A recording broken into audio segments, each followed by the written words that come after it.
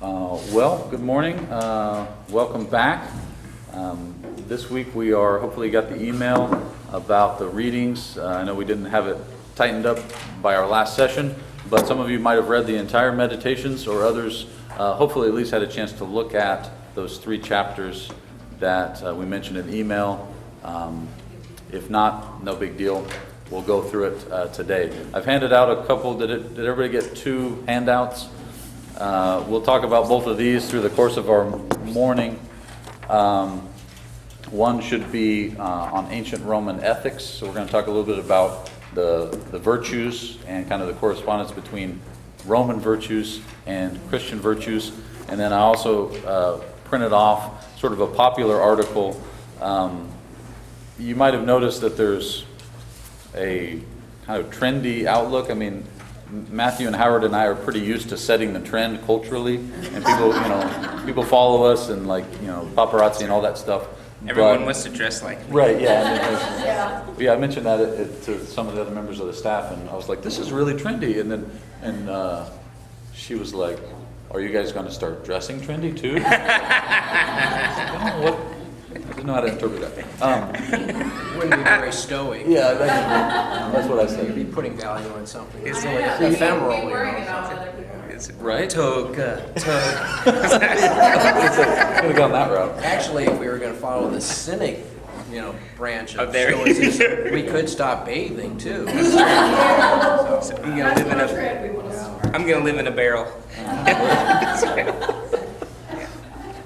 So we'll talk about this too, and if you maybe already had a chance to peruse this, and maybe you already found this as you were doing some reading last week, but people are interested in Stoicism now, and some people that you wouldn't think would be interested in Stoicism are. Well, there are big companies. I think Google's one of them that's actually hiring Stoic philosophers on staff as kind of a resident counselor, if you will. It's very bizarre. I'm a philosopher and I work for Microsoft. This is the philosopher's dream, right? It's coming full circle. We're in demand. Yeah, Right. I would say my philosopher friends consider these people to be traitors. So, but yeah, to be a rich philosopher is not.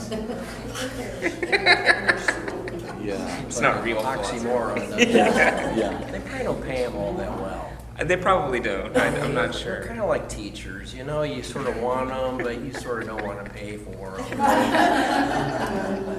That's probably it. So, well, on my way over here, I've been trying to practice some of this Stoicism this week, try to kind of feel, get an idea like, what does this feel like, I feel like I'm making some headway, I really think I am. And I was, this morning on the way over here, I was thinking about one of their commonplaces was to think about, to have no expectations. You just sort of accept things as they are. And I was thinking, okay, I'm going to do that. I'm going to show up. I'm going to have no expectation that this class that we're going to do today is organized or worthwhile at all. And I'm at peace with that. I am, and I hope you guys are too, and you are also. Because there's really nothing you can do about it. So you might as well just accept it for what it is. That's right. And I feel freed by that. So It is free. Yeah. What's he say about Clotho in book 4? He says, Spinning the webs. yeah. So this Clotho is the one who weaves fate, and basically he just says, be good friends with her. which one is that? Oh, it's in book 4, but I should have marked. I read it again last night. Oh, I don't know. Oh, here it is. It's in this book. It's book 4, line 34. Line 34 or section? Section 34. And this translation says, gladly surrender yourself to Clotho. Let her spin your thread into whatever web she wills. So, yeah, that's nothing we can do about it anyway. Yeah.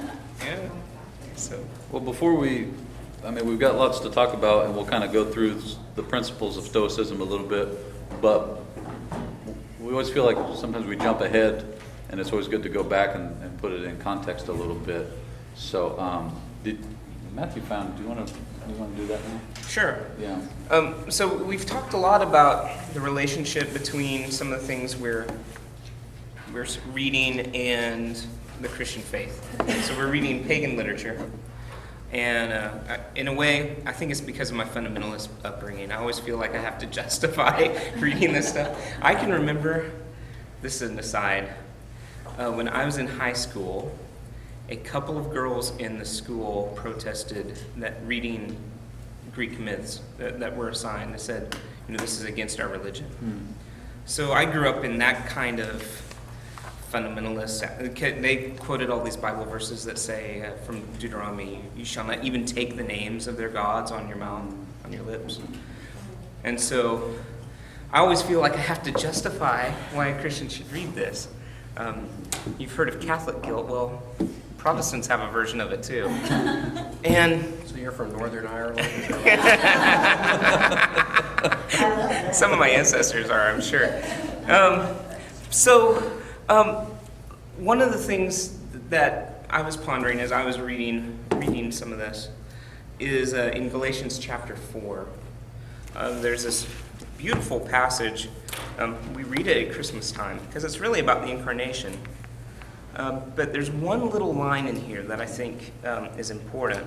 And it's really, this passage is also about kind of the tension between this new dispensation of grace in Jesus and all of the old world and the freedom that Christ brings. Not just, he's speaking in Galatians, of course, of Torah, but he kind of keeps nudging at other things that are in the world as well. So in Galatians chapter 4, from the very beginning, he says, my point is this, my point is this. Heirs, as long as they are minors, are no better than slaves, though they are the owners of all the property. But they remain under guardians and trustees until the date set by the father.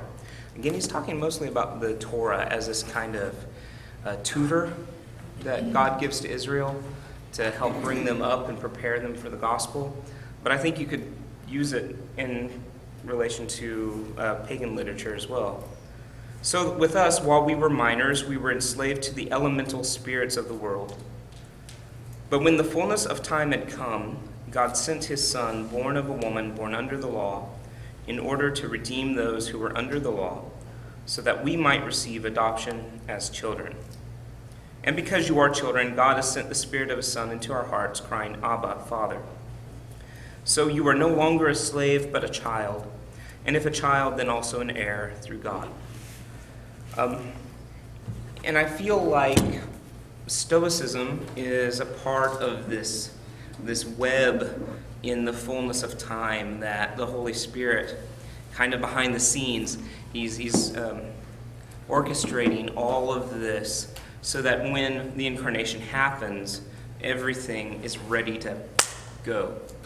And the gospel, that's part of the reason we see the gospel catch fire the way it does in that first and second century, is because the culture is kind of just ready for it in all sorts of ways. And the probably the most important way is you have the diaspora of the Jewish people all through the Greco-Roman world, but it's also the contribution of the pagan Greek and Roman philosophers that have primed them for this moment. And I think even Jewish thought, Philo Judaeus from Alexandria, he basically takes Platonism and infuses his Jewish thought with Platonism. And you wouldn't have the Gospel of John without Philo. So you have this going on in various ways. And if you've read Pope Benedict's Regensburg address, you see a nice kind of attempt, I think a good attempt, to try and explain how this works, because sometimes we look at Christianity as a uniquely Jewish, Hebrew thing, started from the Jewish people, and we have the Jewish scriptures. But he points out in the Regensburg Address that there was this,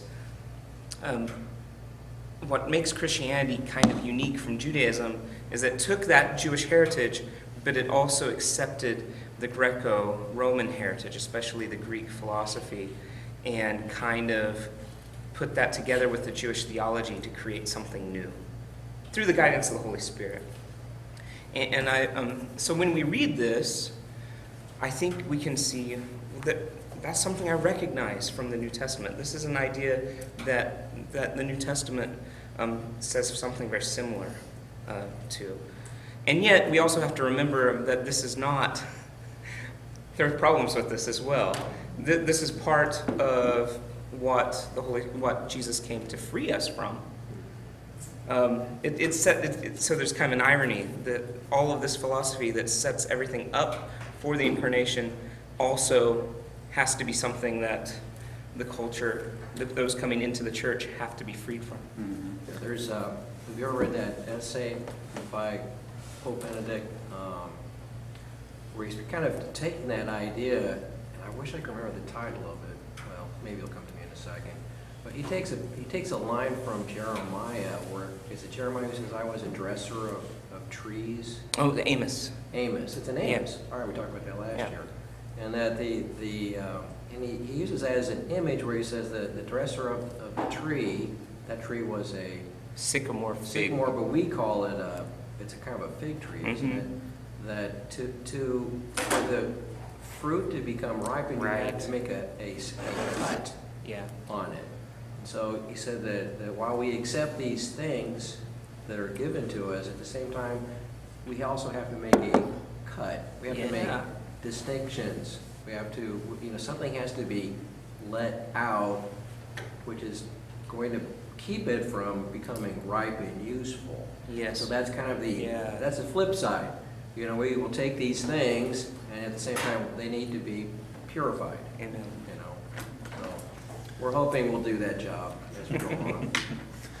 Well, class, I don't know if you've had a chance to meet our new director, Father Darren May, but I asked him to stop by this morning and I just want to stop in. I'm rather envious that I'm not sitting there listening to him. You're going to get a wealth of knowledge from this guy. So it's beautiful to see the dynamics which are at work, the interplay here. So I actually went to the University of Kansas, but it came later. I wasn't part of the humanities program, and so I loved it. And to experience that, we're getting a taste of it. So it's a great thing, forming the mind and the heart. So I just want to welcome you and just say thank you for coming and participating in such, and especially thank you to these guys for what you're doing. So thank you. Just want to stop in and say hi, and so guys, thank you. Thank you. Thank you, Father. Thank you, Father.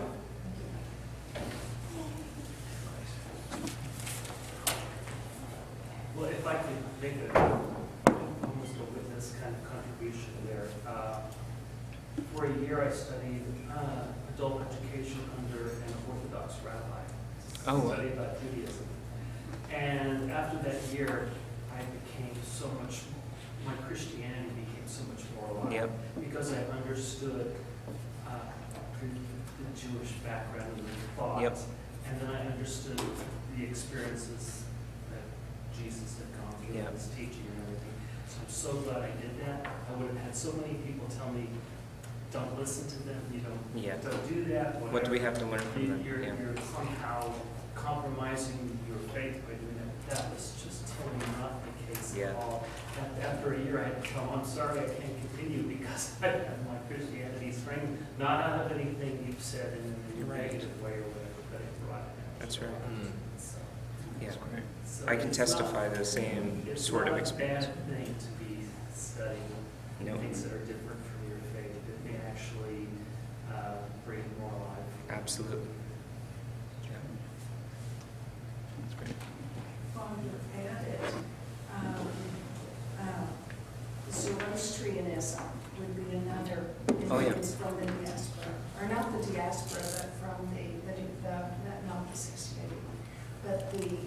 style. Yeah. Babylon. And they brought back and enriched, Sure. you know, the idea. Yep. And Isaiah and a lot of the prophets after that were influenced. Yeah. Maybe not the same. Yeah.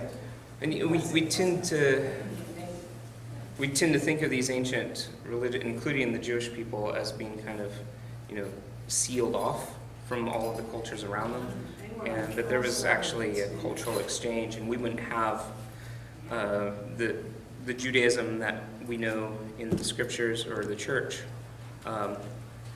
We wouldn't have that without that kind of cultural exchange. Yeah. So, in our conversation, we were interested in, I don't know if you had a chance to read the introduction, but he gave you just a little bit of a taste of where Marcus Aurelius fit in, and we should probably talk some more about, just a little bit about his life and his context, but we can come back to that as we go. But Watch Gladiator. yeah. That The is a beginning cool of movie. that. Yeah. That is, and he talks about a Maximus a lot in. I noticed And that too. I wondered if whoever produced Ridley Scott or whatever was trying to play on something. I don't Yeah, know. maybe. But because the main character was Maximus. Anyways, and so of course Marcus Aurelius is best known as a Stoic, but he himself talks about the fact that he didn't really consider himself to be exclusively a Stoic, and so in modern times I think we, especially in our training, we kind of like pigeonhole ourselves and we identify people, and so we want to do that throughout history. We want to say like, this is an example of Stoicism, or this is an example of modernism, or whatever, But he seemed willing to kind of sample other philosophies a little bit, and certainly grapple with them. And so one of the ones that he seems to come most in contact with is Epicureanism, that you're probably at least somewhat familiar with. And there's some similarities there in the way they deal with the world and kind of what to focus on, and kind of how to eliminate things that are external to what you're really trying to pursue, to limit your suffering in certain ways. And Peace so of mind. Peace of mind, right. You could say maybe the goal, would you say that could be the goal of both of those, and they go about it in slightly different ways. But even Epicureanism, sometimes in a contemporary sense, we think Epicureanism is this, we almost think it's about gluttony, or we focus on the pleasurable aspect of Epicureanism, but really it's about kind of setting your goals, excluding, the Epicureans would write about like, don't drink too much because then you get hungover and then it diminishes your pleasure, right? I mean, so I think probably contemporarily we use Epicurus as this example of unbridled license, but that's not necessarily accurate. But one of the differences that was pointed out in the introduction, and I think you'll see Marcus Aurelius grappling with, is the world teleological or isn't it? Right? Is there a purpose? Is there an order to history and an order to my life, or isn't there?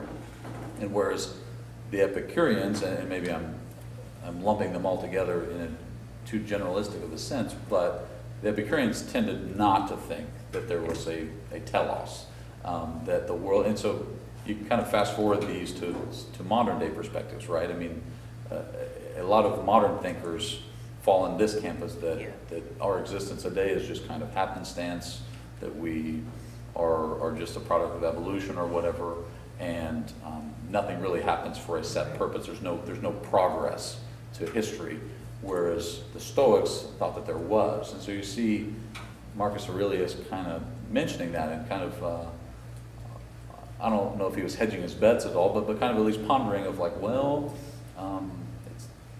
it could be, at one point he says, it could be chance or it could be providence, and actually comes to that several times throughout, is that he kind of weighs these things out. Does the world happen by providence or does it happen by chance?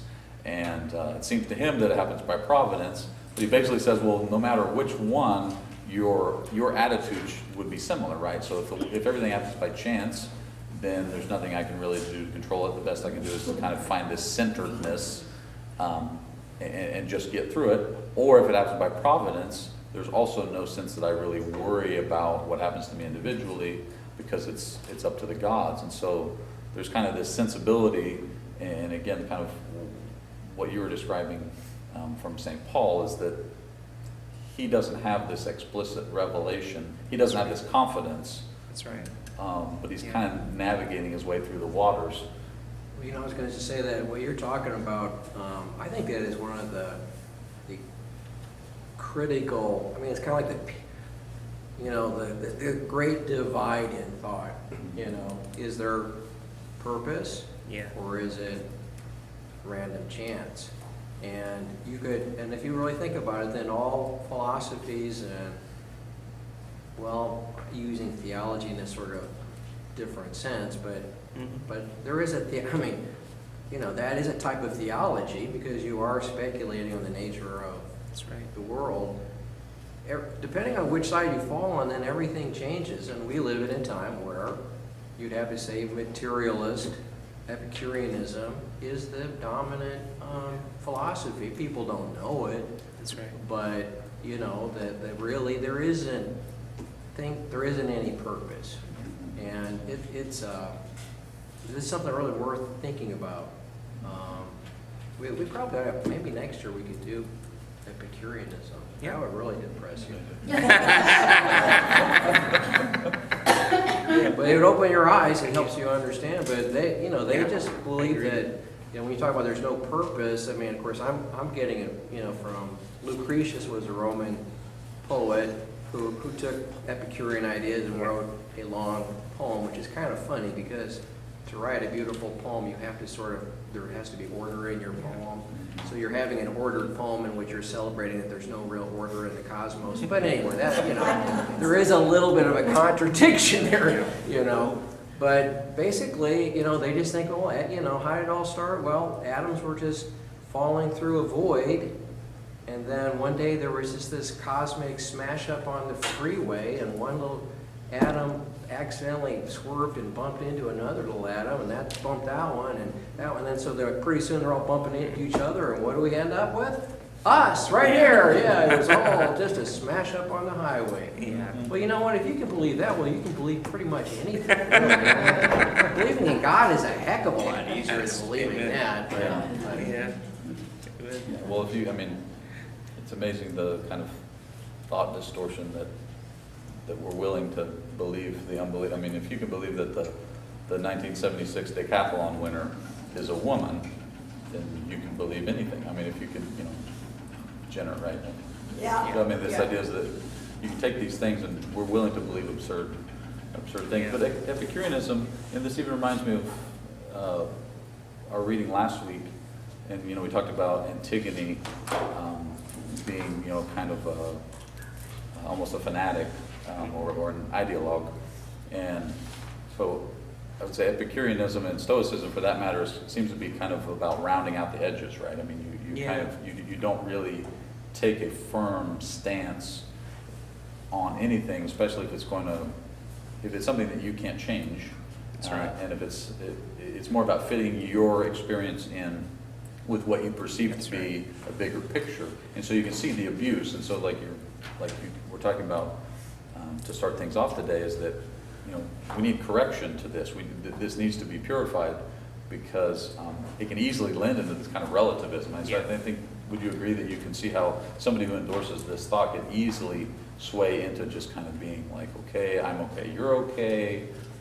There's really no truth, although Marcus Aurelius does talk about truth. But you could see, if you take bits of what he says, you could easily get to this kind of experience of nothingness. Well, I think that's why, part of the reason it's so hot right now is because it is very useful to kind of a new agey Zen Buddhist sort of, you know, spirituality.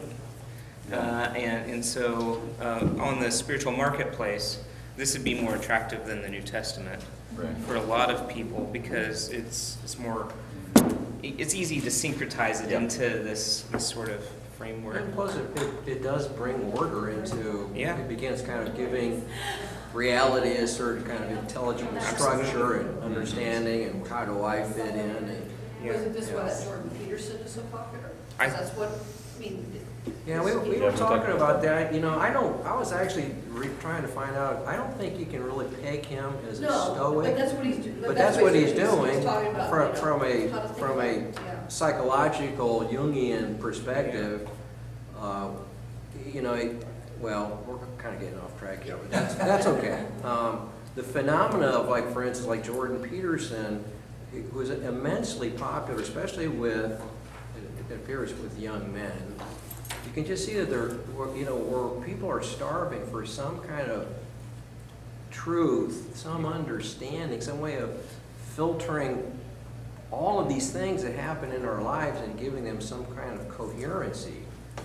And so it shows that, but at the same time, nobody seems to want to, you know, it's like, well, they're willing to entertain anything except the Catholic faith.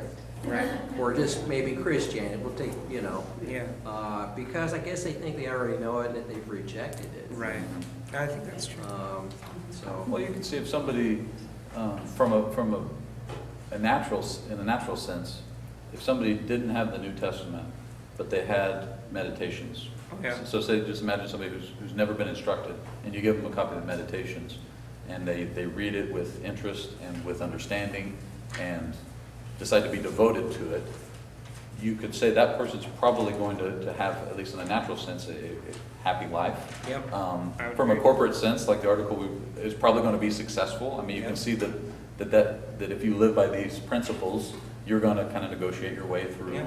conflict, and you're going to be able to see kind of to the root of things. I mean, you're probably going to be a pretty successful secular person.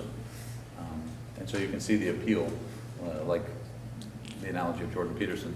So, but where we can take that up a level, and maybe in our discussion, like what do we mean by virtue, right? And so for Stoics, at least in a general sense, and these are again from the introduction, there's 5 of them. I was most interested in the first 3. We can talk about all 5 as we go, but the first 3 points for Stoicism, one is that the virtuous life is the happy life. Excuse me.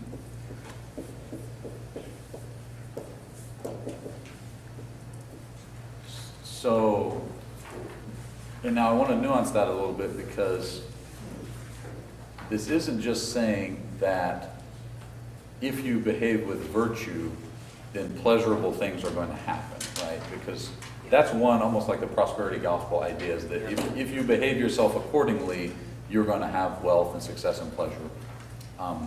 This is a little bit more than that. What the Stoics are saying is that virtue itself leads to happiness. So exercising virtue makes you happy, not that it gets you things that make you happy. Do you see the difference there? That for the true Stoic, those pleasures or positive outcomes, or whatever you want to call them, are auxiliary to the exercise of virtue. Okay. Well, I think that this is one of the distinctions between Epicureanism and Stoicism, is that Stoics are really focused on happiness, joy, flourishing, whereas the Epicureans, all they can hope for are like maximizing pleasure, Right. and pleasure and happiness are not the same and thing, minimizing pain. and minimizing pain. Right. And the Stoics, I think most of the Stoics would say you can be happy and suffering at the same time, and Epicureans would not. Mhm. Which is really setting the stage for Christianity, Yes. wouldn't you say? I mean, Absolutely.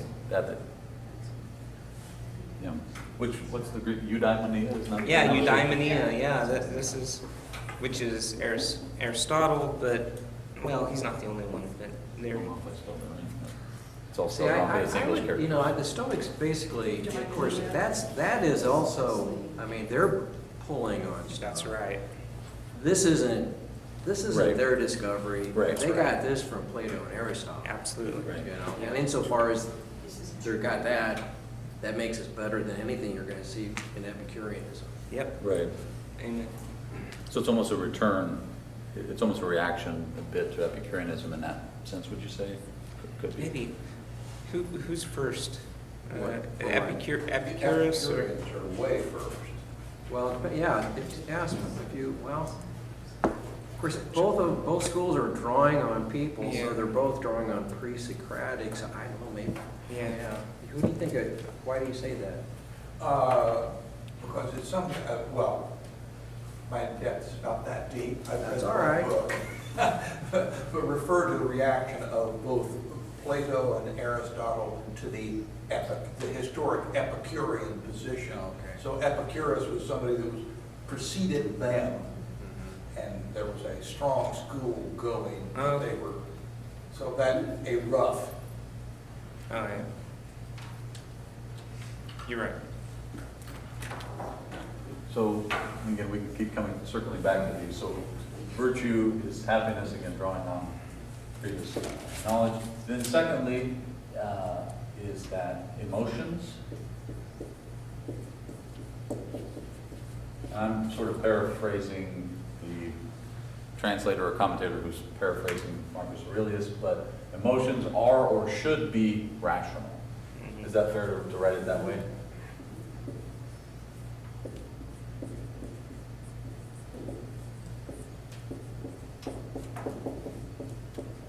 And I don't know, you can, for yourself, you can consider whether you've previously thought that or been taught that or not. But a lot of times we get this perspective that emotions are outside of reason, and emotions kind of stand on their kind of their own entity that we have to deal with. Where, so kind of like, well, I reasonably want this, but then I have these real emotions. I have real sadness or fear or doubt or anger or happiness or ecstasy or whatever that I have to deal with on their own terms. Whereas Marcus Aurelius is asking us to consider the fact that our emotions are only manifestations of our intellect, right? That we have emotional responses to things based on our preconceived notions about the world. So if Matthew starts making fun of me, and I get angry with Matthew, that emotion purely comes from perhaps a disordered attachment to my esteem, or if he's making fun of my clothes or something, then I'm being vain or something like that. So there's always like a root disorder. For Marcus Aurelius, emotions are usually based on a disorder in my thinking. That I'm angry. The irrational emotions. Irrational emotions, right. Of which there are many. Right. And so there's a lot of truth there. But he's very introspective in that sense. So it's like this, Yeah. and you'll find modern version of this, like the stop, think, act, all this stuff of people like identifying that our emotional responses often come from an irrational place. And so he's simply saying that so basically he's almost to the point of saying we can control our emotions, Yep. right? Almost totally. That they're within our control, being able to kind of think through them and choose, not only choose the way we act, but even to dissolve those emotions, to even Yeah. choose whether we have that emotion or not. He's very suspicious of emotion in general. Right. Well, the Stoics are. Right. But not that emotions are bad, but that you certainly don't want to trust them. And you're always subjecting them to kind of an interrogation process. Where are you coming from? Why are you? Right. And this really reminds me of some of what St. Paul says about not allowing, when he talks about the flesh, the sarx, and to me that is kind of his own little code word for the passions. And that's, I argue with my friend Josh Papsdorf about this. He doesn't think there's any stoicism in Paul, and I think there is a little. And that would be one place where I see maybe a little bit of stoicism. What's the word? Sarx? Sarx, yeah, flesh, Okay. yeah, which is always negative in Paul. There are different words for body, and when he uses that word as opposed to like soma or something, he's always talking about the body being ruled by these passions instead of allowing the spirit, this kind of, which is, really rationality, as guided by the third person of the Holy Trinity. That when you get those things out of whack, then that's where you get all the vices. Yeah. What's it good? I think it's Galatians 5 where he does the works of the spirit Yeah, and the works of the that's flesh. right. And that's the word he's Yeah, using works there. of the sarx there, yeah. And I think it's really about this. You're letting your emotions guide you instead of your passions guide you instead of your rationality. Yeah. When you mentioned that he doesn't think that the emotions are bad, No. but there's certainly a detachment from the emotions there that I mean, I think sometimes we think Stoics, a Stoic person would be somebody who can't laugh or can't, Right. enjoy normal pleasures, but I don't really get that from Marcus Aurelius. At least at one point he says, that I think it was in book 1 when he was, talking about all the gifts that were given to him by Yeah. all these people and good examples, and one of them was that this guy showed me that, you can enjoy things, but you don't have to be attached to them. And so Right. there's something very, very Christian and very New Testament-ish about that. Yes. So emotions or should be rational, and then third, which is interesting, is that Marcus Aurelius presumes that humans have I don't know if I can say a predisposition to do good for others.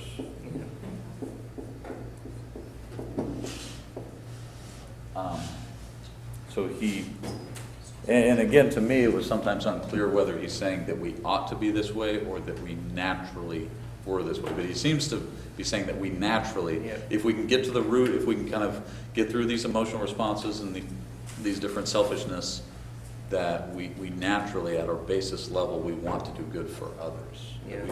And he uses the phrase, or at least in the way it's translated, as the common good. Yep. And that the common good is what should be guiding most of our decisions. Yeah.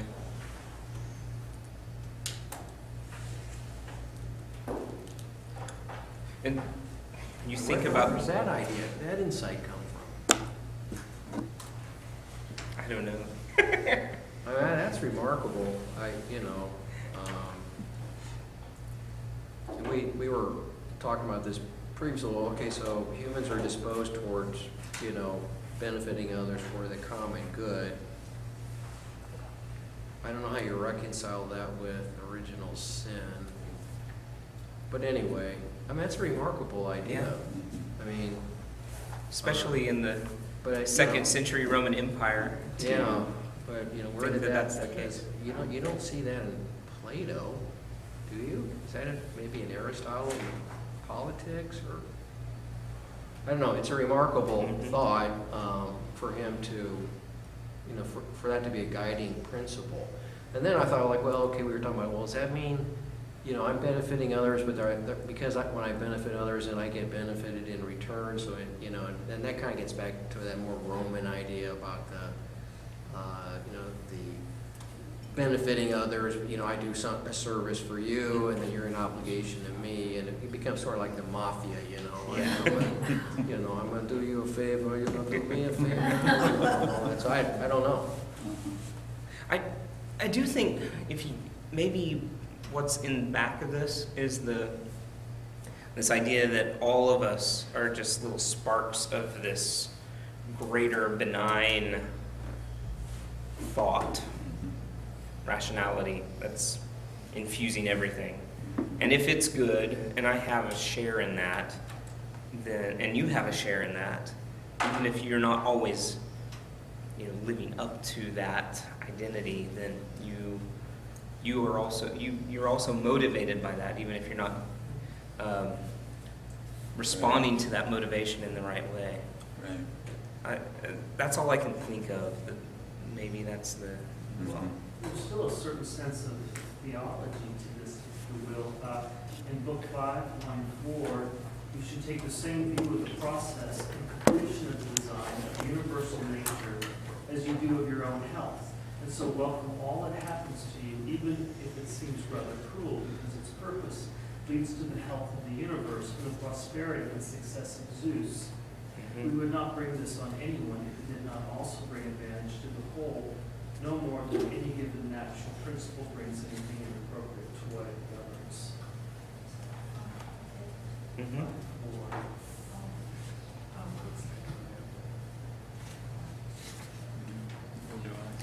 Okay, I So see there's an now. element of self-sacrifice there, but one is still following, It's 584.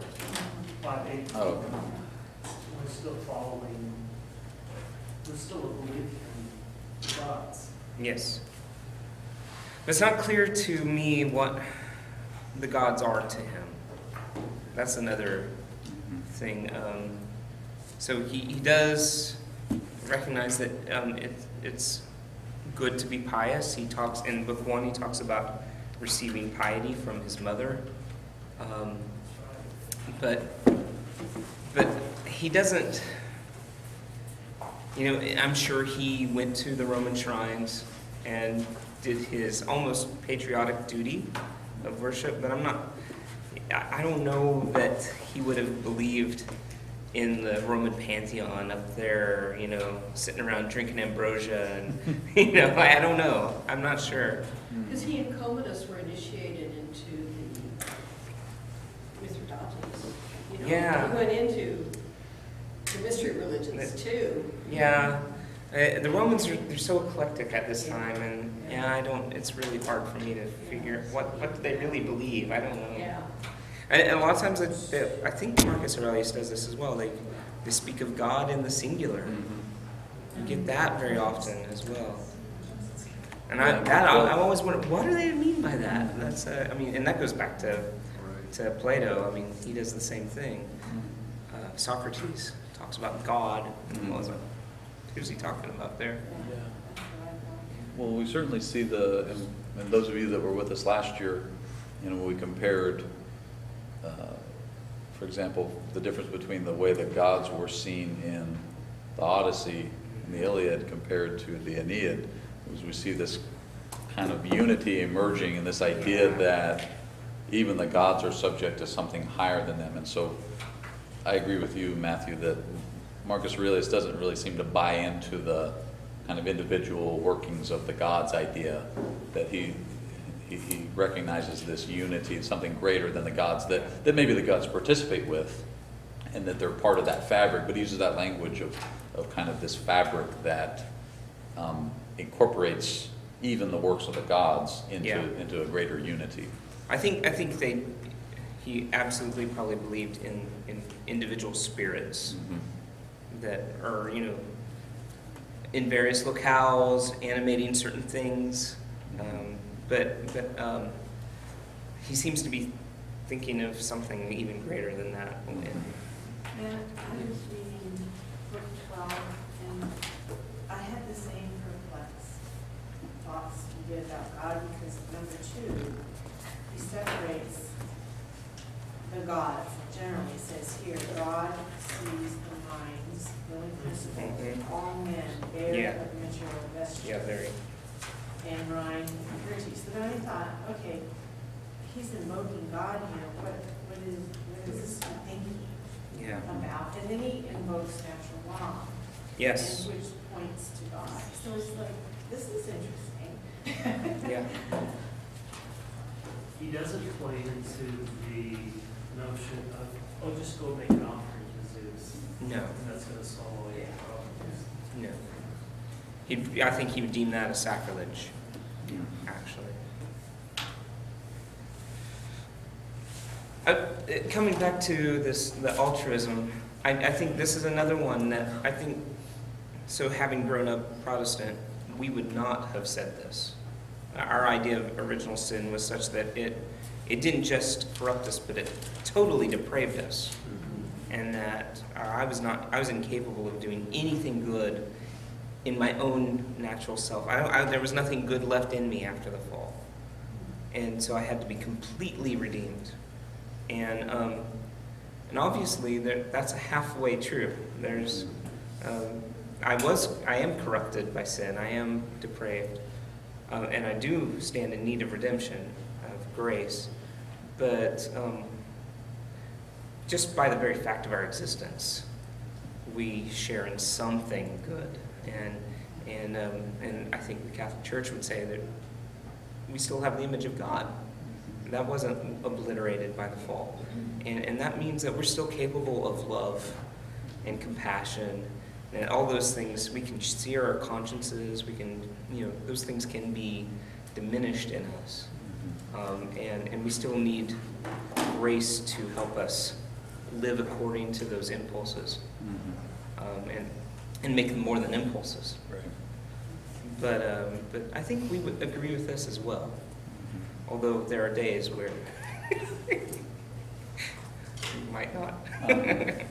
Well, that's another layer of, that with Christianity and kind of this understanding of grace, and so I'm thinking of like the contributions of Augustine to Yeah. kind of formulating that, of that we're in the need of a physician. So Augustine and others use that language of a sickness, right? And we were talking about that the other day, is that it's not depravity, it's a sickness, and so Right. we need a divine physician to heal. And so Augustine is just as insistent that we are in constant need of grace, but the way he articulates it is what Right. then the Catholic Christian takes and expounds upon, is that yes, we are in constant need of grace, but we've been given that grace. And so this idea that that grace builds upon nature, right? That grace Yeah. doesn't obliterate nature or replace it or supplant it or whatever, that grace builds upon nature.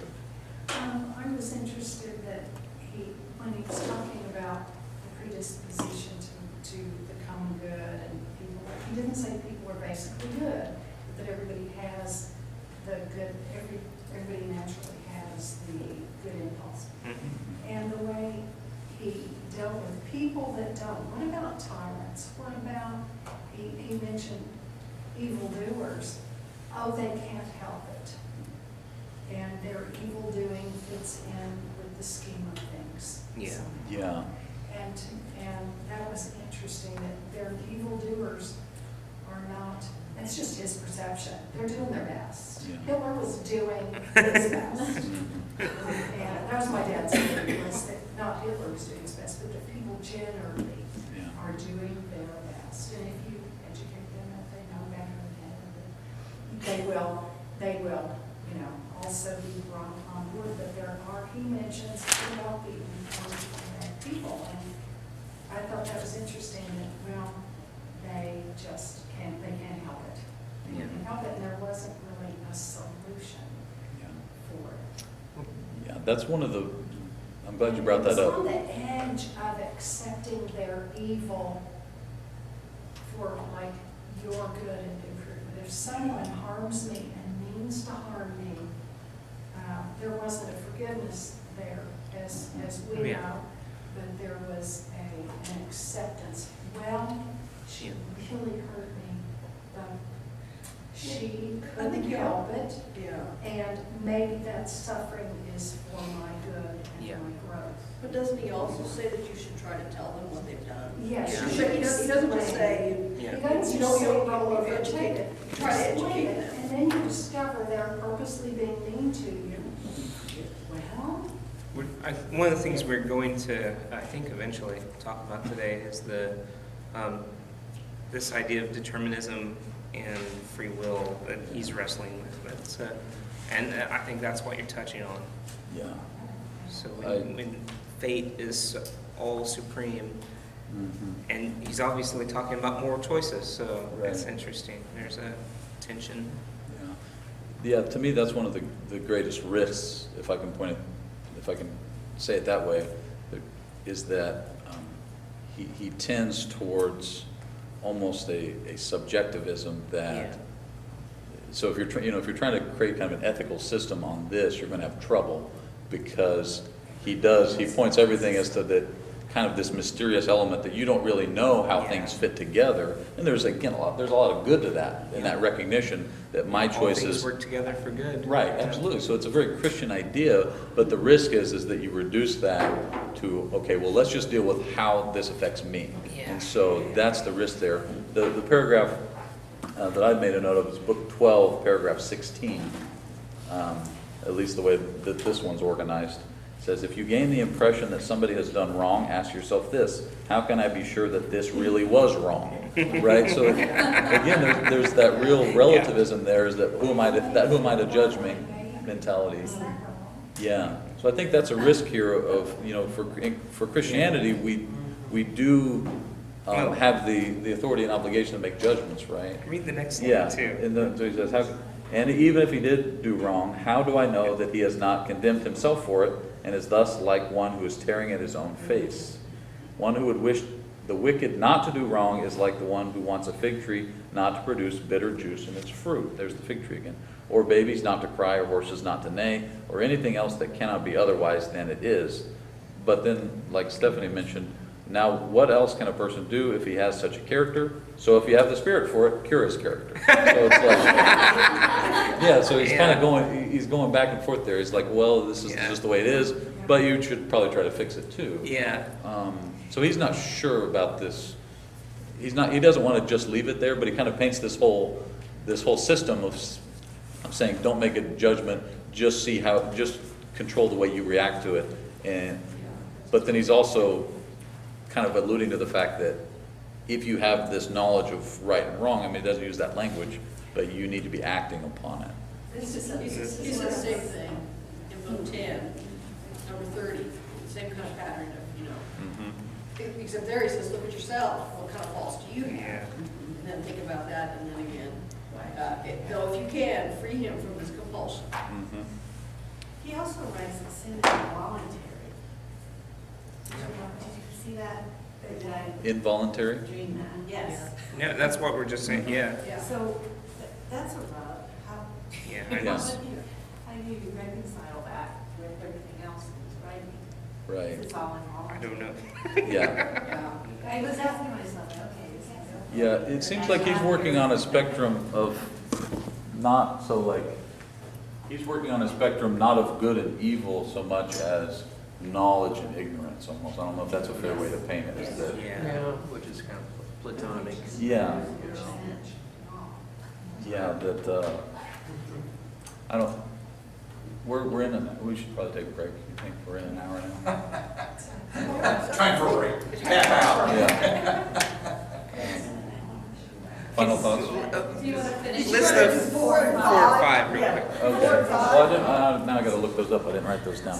Oh, Do you remember sorry. what 4 is? Like, Ethics and physics.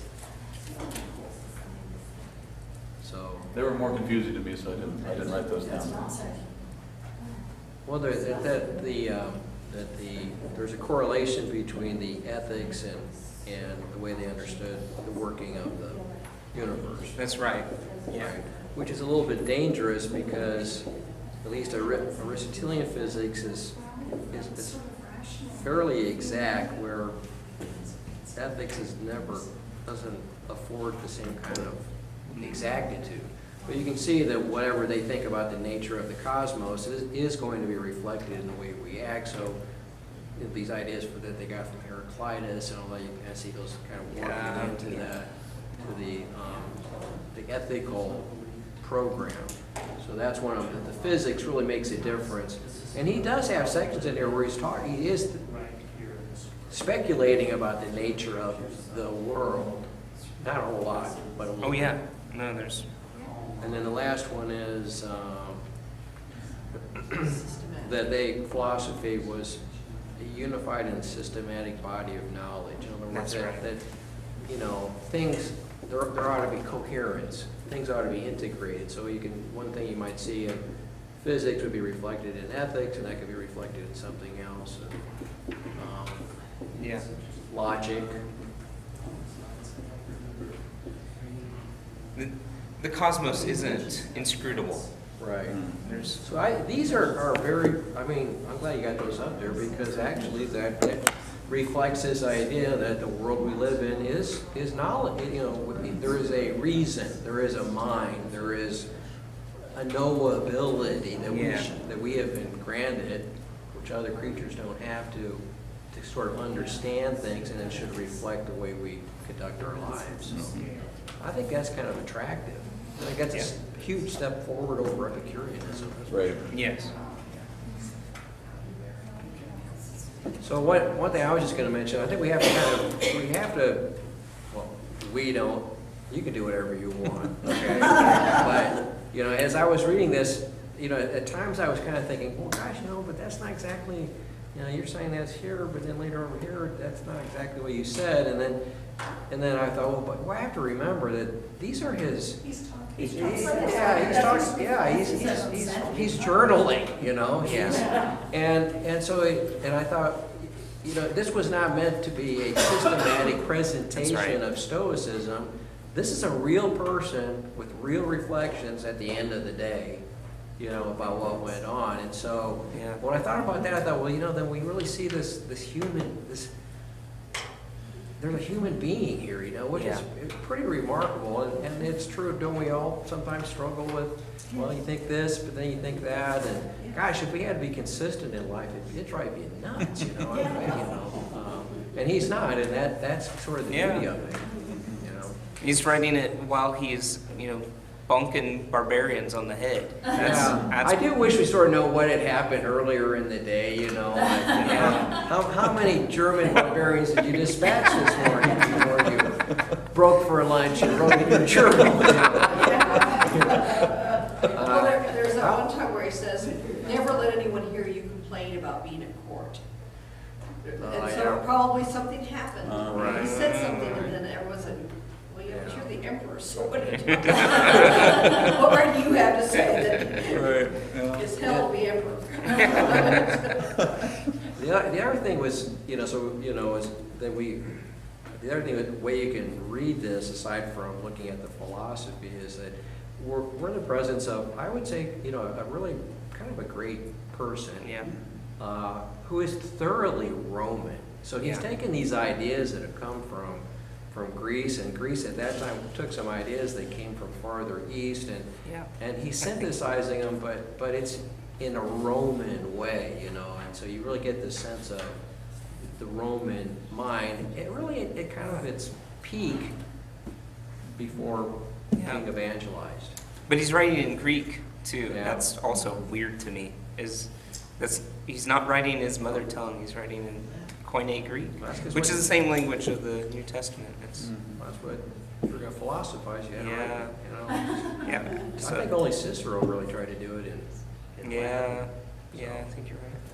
Well, and you mentioned that, just to close, then we will take a break, but I'm glad you mentioned that to give us something to think about, propelling us into the next section. But it's like he has all these kind of individualistic type reflections, but it's Roman in the sense that he sees this as what's going to advance civilization, right? So it's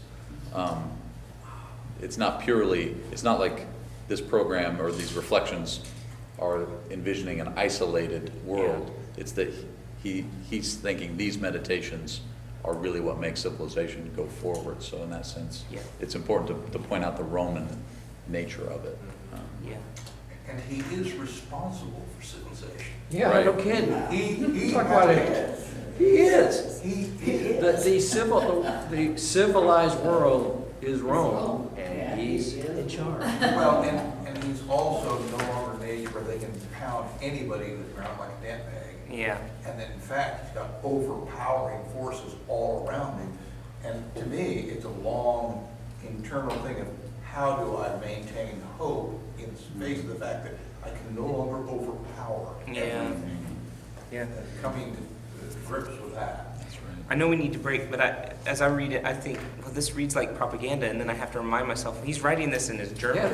He really believes this stuff. Yeah. He's not trying to. I was wondering, do you think he was writing this maybe hoping his son would read it and I don't know. Right. you know, which was wishful thinking?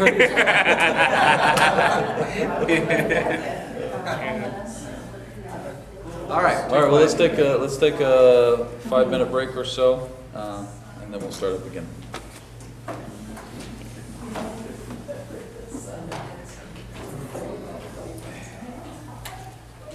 This is kind of a hard book to read, to be honest with you, because since there's no narrative framework, Choppy.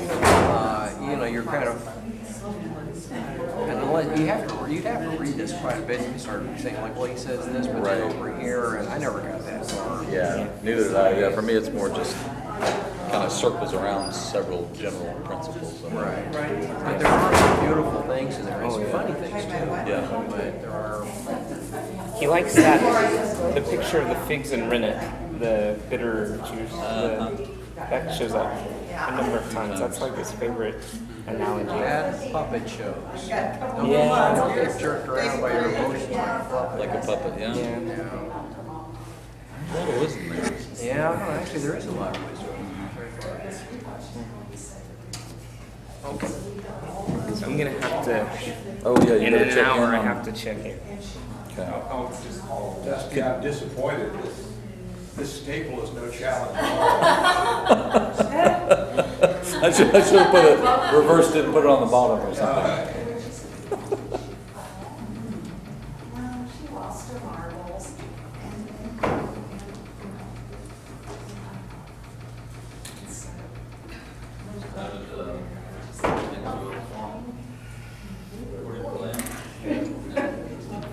Marcus Aurelius has some things to say. this actually is good leisure.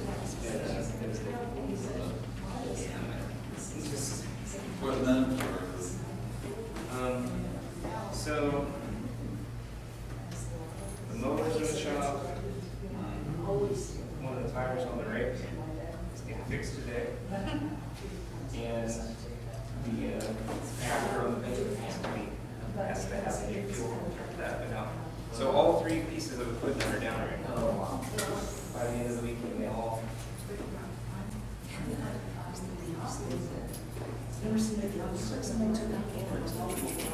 And then it's, I don't know what happened, it's behind the panel, but that doesn't get to it.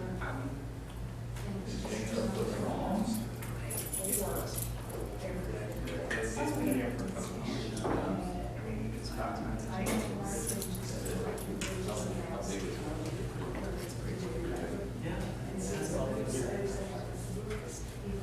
So, and then, yeah, just, especially when it's hot and like. So the baler kept, well. You know, we got a rain Tuesday night. What happened? In Neosho County, we had rain. And there was a 0% chance that we got an inch. And the next morning, he's like, well, let's mow the hay. I said, Dad, that. It's all in the road. I mean, it's really wet out there. Because they've had it's raining. I was trying to just to add a little, not a whole cup, but I Now got. let's mow. And so we mowed it. and Yeah, it's not, It was, it took forever. I mean, still, some of it was pretty yesterday. We mowed it. Oh, yeah, that's the Wait, definition, definition of It has- it. And had it. I don't know the process, so You have to it has let to it be dry. even after it's cut. It was a big, and in that ground, there was so much, it was so humid, there's so much moisture in that ground. It just wouldn't cure, and it's pesky, which is really wiry. And so, he was like, well, it's time to bail. I said, I don't think it's ready. And let's bail. And I plugged it with baler 4 times in the space of, well, like 2 hours. It took me more time, I spent more time unplugging it. And my dad just doesn't. Have you done hay before? There's real art to it. Yeah, you know, that's the area, it's like, you know, those, when that baler gets plugged up, that's usually when people have accidents. Yeah. Because balers are pretty unforgiving if there's an accident. Yeah. You're lucky if you just lose. Yeah. Yeah, I always try to be too off. Yeah, well, Start digging in there. But you're tempted to let it. Oh, yeah, because you get frustrated and you think, oh, I'm gonna grab this out of there, yeah. Oh, yeah, fruit, that was nice. So, but yeah, if you bail it and it's wet, it will get in spots. That's true. Is it really true that it can spontaneously combust? So, yeah, so if it's wet, I don't understand the science. Man, they eat somewhere. Well, because as it molds, Oh, okay. as it's Releases decomposing, heat. it's, yeah, it can get hot enough to actually catch a fire. But my dad and I were. It's only been at it, when I use it on just- mine. And then he went out and he was trying to help me unplug this baler. And There's I had to get out of here. I know there are Got advantages. it done. I know there are advantages, And- but that's why you do it. Well, so I like looking up a word by just touching. Okay, it. that's- I used to paint. You got out of the house and then, Carry a dictionary out of it. I mean, you look like the devil. But And he came back out. now your muscles are atrophying because you're not carrying that dictionary. See the effects that you've done in terms of effects, conveniences? And we've only got one. Yeah, but you've been dying, you won't need muscles. You're gonna have to leave your family again, or are they going That's where to? I'm at. They'll come later in the week. Sure, that's hard too. Yeah. Well, nobody reads, I just listen. Yeah. That's my vote. Yeah, you mean you do the audio? Well, that too, but even just here. Oh, here, yeah, no, I don't have to have it. I think it's just a matter of getting, like you, I'm used to a certain way of, yeah, studying. I've already ordered it. Thanks for that. Shift to my ears. I can't find that. There he is, right there. That's, Okay. oh, he's good. Okay. He said, secondly, I've never given my Good to email. know, I can't believe it. It is. And I do have an Yeah. email not. Yeah. Thank you for mentioning that. Thing I wanted to know. Because I read the whole thing. No, I really liked it. I've been reading, reading reports in the cross. And he lived by this. By Kevin Boast. He lived by So- this. He's talking about the same thing. We don't know who wrote this, do we? And it's, But yeah, how pop. the Stoics. pop philosophy. Well, Also, the temple on deep. What we can learn. Marcus Aurelius was famous saying, missed it by that much. well, you know, this, I went to this website called the Daily Stoic, and it was really interesting to see that, you know, You don't read it out loud. what's going on out there, and evidently they've got a following. Yeah, it's separate, so that's circuit of the big thing, but. It is a wise guy. And in certain. Even I don't know everything. Thanks, Bill.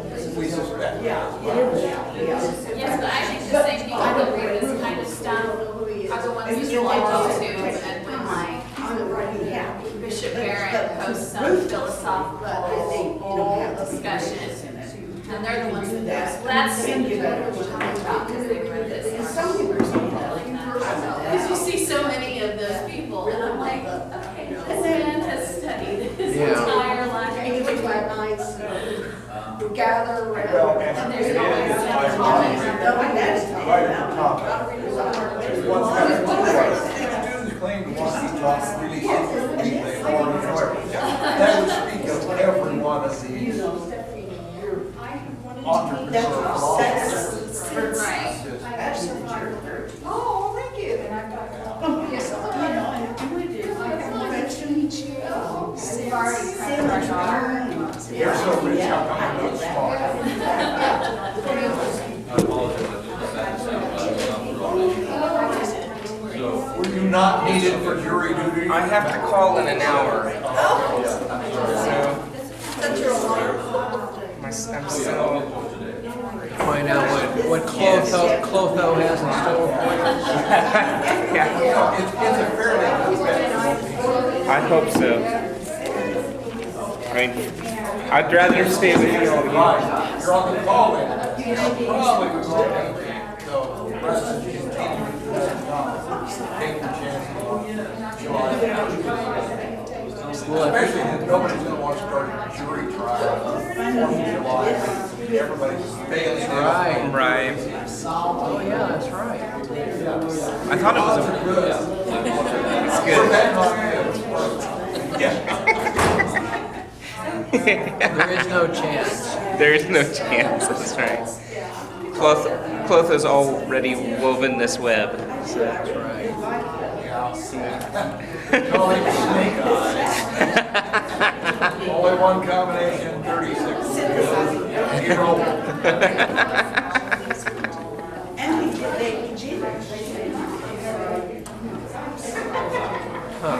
I actually spent some time looking at this website. Did you look at it? No, I didn't have a chance to. Yeah. Was there good stuff on there, or is it? Well, it's kind of superficial, but I suppose if you wanted to kind of get the lay of the land and you wanted to, you know, it would point certain directions. But they even, you know, they have, they're definitely, their people in their group are writing books and they want you to buy the books. That book that Father Urach was listening to, they were pimping that book on how to act like a Roman emperor, think like a Roman emperor or whatever. Which, it all depends on which Roman emperor.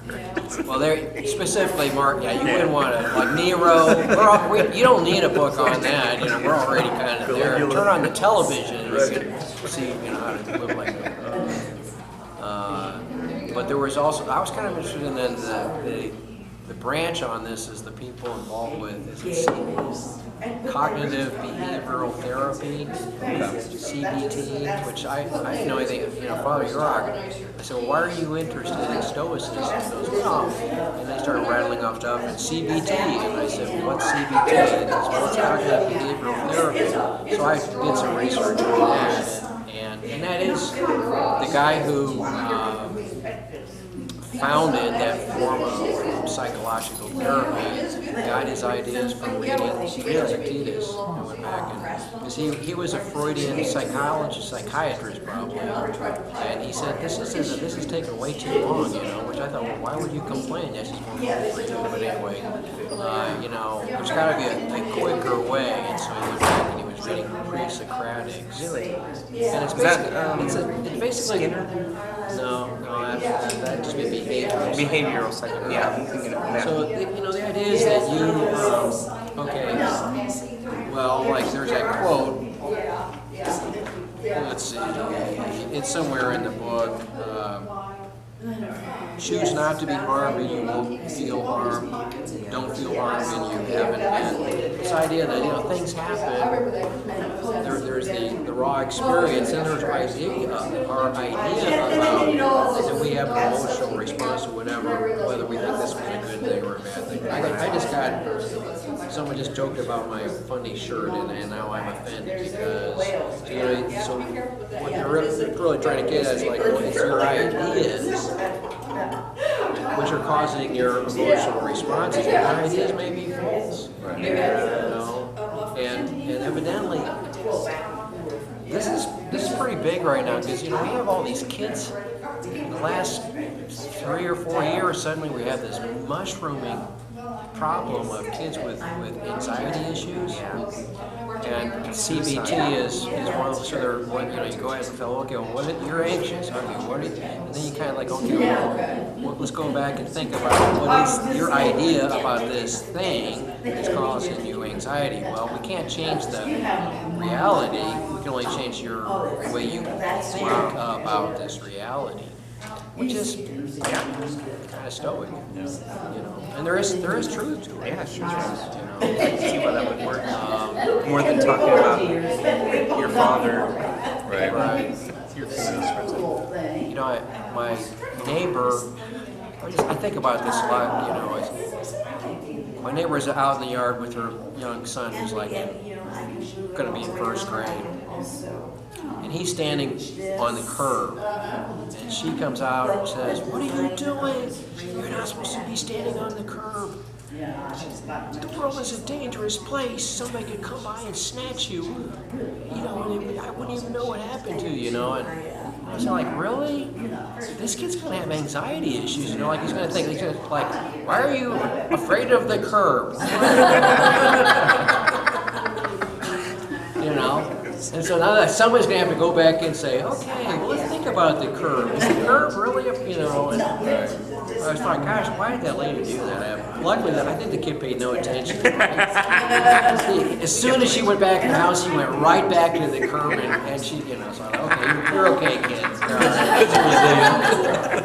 Well, I think all of society just wants to cause anxiety. I mean, I just think about, I've been parenting for, I had my first kid 17 years ago, and like, all the parenting information that you can take in, they do something that you want in a way that. And I mean, the best advice I ever got was just throw all that stuff away and go with your gut. You're gonna make mistakes.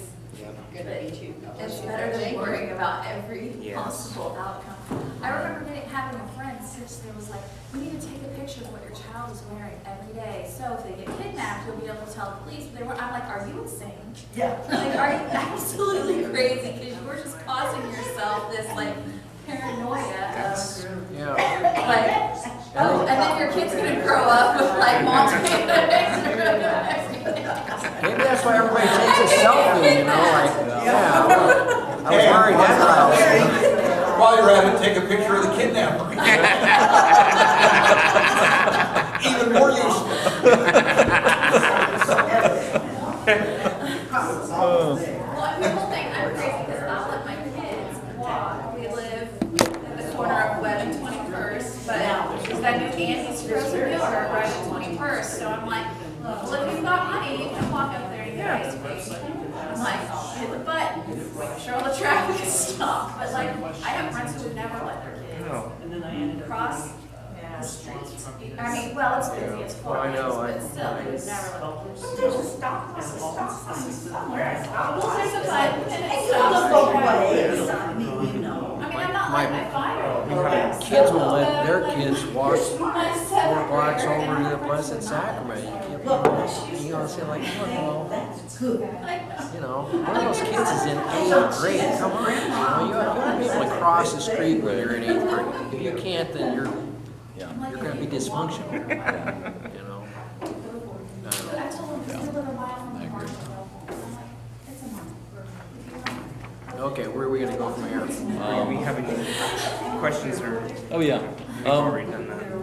We can kind of do that. I know we've kind of taken questions as we've gone, but does anybody have any questions or comments that we didn't get to before the break to start things out? I don't want to send it on a tangent, but that particular section that, I forget who read, but it just seems like our society is almost basing, like, our ethics on that, because you said this is very shaky to build, you know, a society on, but I feel like we're doing that because, you know, as a joke, everybody's like, don't judge me, you know, I'm gonna do this, don't judge me. But, you know, then it's like, so do you correct them? Do you not judge them? But, again, like you said, it's all about how does this affect me? And I think that that's what we're doing as a society right now. We're saying, how does this affect me? And I think, you know, all political parties also see it as a wisdom issue. Everybody thinks they have all the wisdom. And so it's like, if we can just educate the other side, Yeah. and then they'll really see, you know, why X thing is correct, or Yeah. like why what we think is correct. And I think, you know, we have that pretentiousness of, you know, we just need to, you know, educate these poor, stupid people about, you know, why what they think is wrong. We've got it figured out. Well, we believe that our solution for our life is going to be applicable To everybody, to everybody's circumstances in their life. No matter how different those circumstances may be, the same solution will work. Yeah. And that's a bit arrogant. But Marcus Aurelius didn't really believe that, did he? He believed that this was right, but he didn't correct, I mean, he corrected them and then he let them go. He's thumping barbarians. Well, You need to stop being a barbarian and be a Roman. Outside of that. His job, he's got a job to do. I believed in the end, the end justifies the means. No, I don't think he believed Well, that. his end was to secure the Roman Empire. Yeah, but he wouldn't have done anything to. He wouldn't have killed Yeah. Christians. Yeah. He Well- wouldn't have authorized his bureaucracy But to kill. killing Christians was a part of his The end, ethical. which is the unity of the Roman Empire. I think it's different. Yeah, he's He's not a situational ethicist. Right. And we He's need not a- martyrs, you know. Amy, you were. I just want to weigh in maybe a little bit later, because you're going to be talking about maybe ethics and something to do with I just found some parallels, and I'm not sure this is the best time to bring it up, so I'll just wait. I'll wait. She's deferring to your wisdom, I don't know. I just have one comment that I would totally reject his view that you should, as for your thirst for books, be done with it. His eighth day books should not come here. It's bad advertising. Yeah, and he kind of makes fun of Too people who much. read too much and, Yeah. yeah. But it's obvious he loves books. But yeah, Yeah, but he's got work to do. yeah. He's got to conquer the What, Germans. he's I wonder if- thankful that he didn't fall in See, with that's the, where I think the Roman I temperament missed kind of. Stephanie's point, I couldn't hear her very well. What's Stephanie? Stephanie's saying, he's got a line in here where he says, Is that put away book your 2? books. Yeah. Book 2. Yeah, he says it several times, but yeah, when I was looking at this. the end of book 1. and Yeah, but book 2. It's about being spared from the philosophy. 2 and 3. 2, he says, put away your books, distract yourselves with them no longer. And then on number 3, he says, as for your thirst for books, be done with it. That doesn't work for you. Well, I wonder if he's talking about certain kinds of books. Yeah. I don't know, Well, he, like Pulp Fiction. well, you're right, yeah, there's an emphasis on necessity, right? Yeah. So he, like in book 4, not to keep everybody jumping around, but in book 4, paragraph 24, Yeah, that's a good one. he says, do little, he says, and I guess I don't know who he's referring to here. Democritus. Democritus, okay. If you want contentment of mind, would it not be better to do what is necessary, and whatever the reason of a creature that is sociable by nature prescribes, and as that nature prescribes it? For this will bring not only the contentment of mind that comes from acting aright, but also that which comes from doing little. For considering that the majority of our words and actions are anything but necessary. And so he's, I wonder if that can get lumped into, like, you know, pursuit of curiosities, right? Yeah. Pursuit of things that aren't really important, is that he seems pretty concerned with doing that which is necessary and not being distracted. So that's part of, that seems consistent with his emphasis on getting to the root of emotions, but then also just any external distraction, only doing what is necessary. Yeah. Which is, again, I think that sounds reasonable and that sounds wise to some extent, but I can see some problems with that too. And in our conversation, our private conversation preceding this class, I mentioned some maybe contemporary analogs with this, like maybe you've heard of minimalism, which is really popular now. Again, and even, you know, some Catholic forms of minimalism and things. You got people writing books on minimalism, but I'm sure you're familiar with. Are they short books? Yeah. They're pamphlets. You know? Fill your house with books on minimalism. Right. Yeah. Exactly. No, Marie Kondo says you can only have like 15 books. That's why I threw her out the window. Yeah. It's like Real Simple Magazine. It's Real Simple Magazine is just totally pages of techniques. Forever to put into place. Yeah, but I mean, I think there's kind of some relationship between what we're reading here and that idea of that there's this desire for people to simplify life. People want simpler lives, but sometimes that's at the expense of versatility, right? So I got interested in this a few months ago. So I went online. I was reading, you know, from publications from minimalists, and there was this almost kind of sterile, this kind of idea that there's no highs and lows. And it reminded me a lot of Stoicism, is that, you know, so there's this minimalist I was reading, and he was talking about the things that you need, and basically that, like, you should only be equipped for, like, really necessary existence, right? So you wouldn't have any fancy clothes. You wouldn't have any clothes to go to special occasions in. You wouldn't have any special things at your house that you would bring out for a holiday or a particular celebration. And this just very basic existence that I thought was almost diabolical in this sense of like trying to exclude highs and lows, seasons, that kind of thing. And I detect some of that can be found here. I'm not saying that he's advocating that or making that mandatory for somebody following his program, which we've already said, are his private meditations.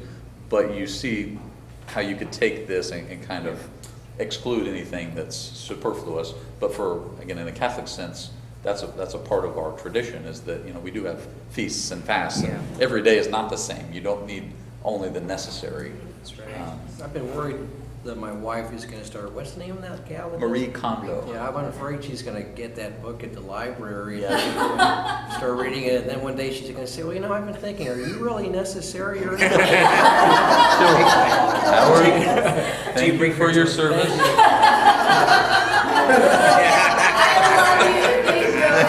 She'll fold you up into a little roll, a small roll. That's right, that'll be I just neatly put it in my box and lower it into the ground. You're just so sweet. Well, not to go too far off, but I feel like minimalists also are, they don't see themselves as this, but I see them as somewhat materialistic, because in the strange way that they say get rid of everything, because if it comes up, you can just go buy it again. Absolutely. You can just go, get rid of your 10 blankets Yeah. and keep one blanket. But if you have a guest over, you can just go buy another blanket. And I'm like, I absolutely agree with. Well, plus, you're thinking about things, it's very materialistic, So I want to come back to this question of consequentialism, because I'm interested by this. I never thought of Marcus Aurelius as a consequentialist. This idea that the end justifies the means. And what do you guys think? Oh, I worried him. I wouldn't say that either, I don't think. No, because It feels like he's working his way towards the opposite of Augustine. Augustine comes down to love and do what you will, which is a spiritual standard. This guy is looking at materialist, is what triggered that for me. Is, he's a materialist. He is from the Roman world Sure. of triumph, and now we're living with the Roman world, and we're trying to get the new rules of how we're to control That is what true. the least we can do to get this done. And it does strike me as the opposite of Augustine's Yeah. search. If you look It has something to do with the fact, there is no sense of transcendence. Augustine had a certain sense that we have a transcendent God. Whatever God there is totally immanent. He's. So we're talking about, being concerned about these things. Well, but that's where God is too. There isn't any. I almost feel like whatever the theological understanding it is, kind of reflects this idea. So I don't know what I'm trying to say here. No, We're waiting. Don't come to I me. get you. But No, that God's right there, and so there's no, in a way, you're not, there's not a theological virtue of hope at all, because you're, like, everything is so imminent. Well, he keeps There's going from presumption to despair without ever landing in that middle of hope. Yeah. Yeah.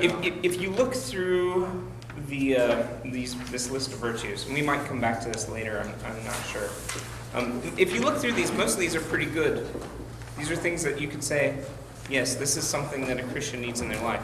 But if you look through it, you will not find the word caritas in the list. And I think that's very, very telling. So as Judge Brooks is saying, like, there's no love doesn't enter into it. There are things that are, in Christian charity do go along with love, like clemencia, pietas, your duty, but you don't have that overarching virtue of love, and I think that's very telling. I was reading this, actually going back over some of this morning, and I saw something which I thought, well, this, because I would agree with everything you're saying, I thought, well, this under. See, just when you think you got everything kind of, then he throws something else out there, you're thinking, okay, now that kind of blows that out of the water. But in book 6, it's number 39 in this edition. And I'd be interested to know what another translation is. He says, adapt yourself to the circumstances in which your lot has cast you. and love these people among whom your lot has fallen, but love them in all sincerity. Yeah. And I read that, I thought, okay, well, how does that now? So how else is that translated? Is it love in everybody else's Mhm. translation? Yeah. And then, well, what? I wonder if he's using agape there. Sorry. What would be, okay, what would be another Greek word for love? I mean, we would just translate it There's- love, but there could be, You have agape, you got phileo, you've got, what would be the one for, is there a Greek word for affection? He uses Not- affection. It's love. Okay. In other words, that affection that you have for people that you're around, it's not really charity. I'm thinking about the Four Loves by Lewis, where he says, you know, you have affection for, What's the Greek word for friendship? Because that's one thing that the Indians are big on is friendship. even there are a when couple it's words. I doubt, I can't imagine this would be friendship. Okay, I'm gonna, give me a few seconds.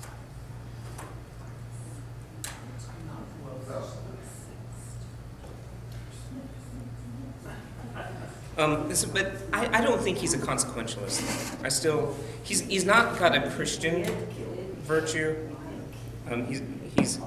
But I don't think the ends justify the means for him still. So the fact of the matter is, so you brought up martyrdom, the Christian martyrs, and he killed a lot of Christians because he saw them as resisting the virtues of the Roman Empire, which one of them is that kind of, you have to fit in and be a good citizen, and they're not good citizens because they're swearing fealty to something besides the Roman And they're They Empire. fanatics. worship idols. But also I did some research on this too, about why, what, if you look at it theologically, why?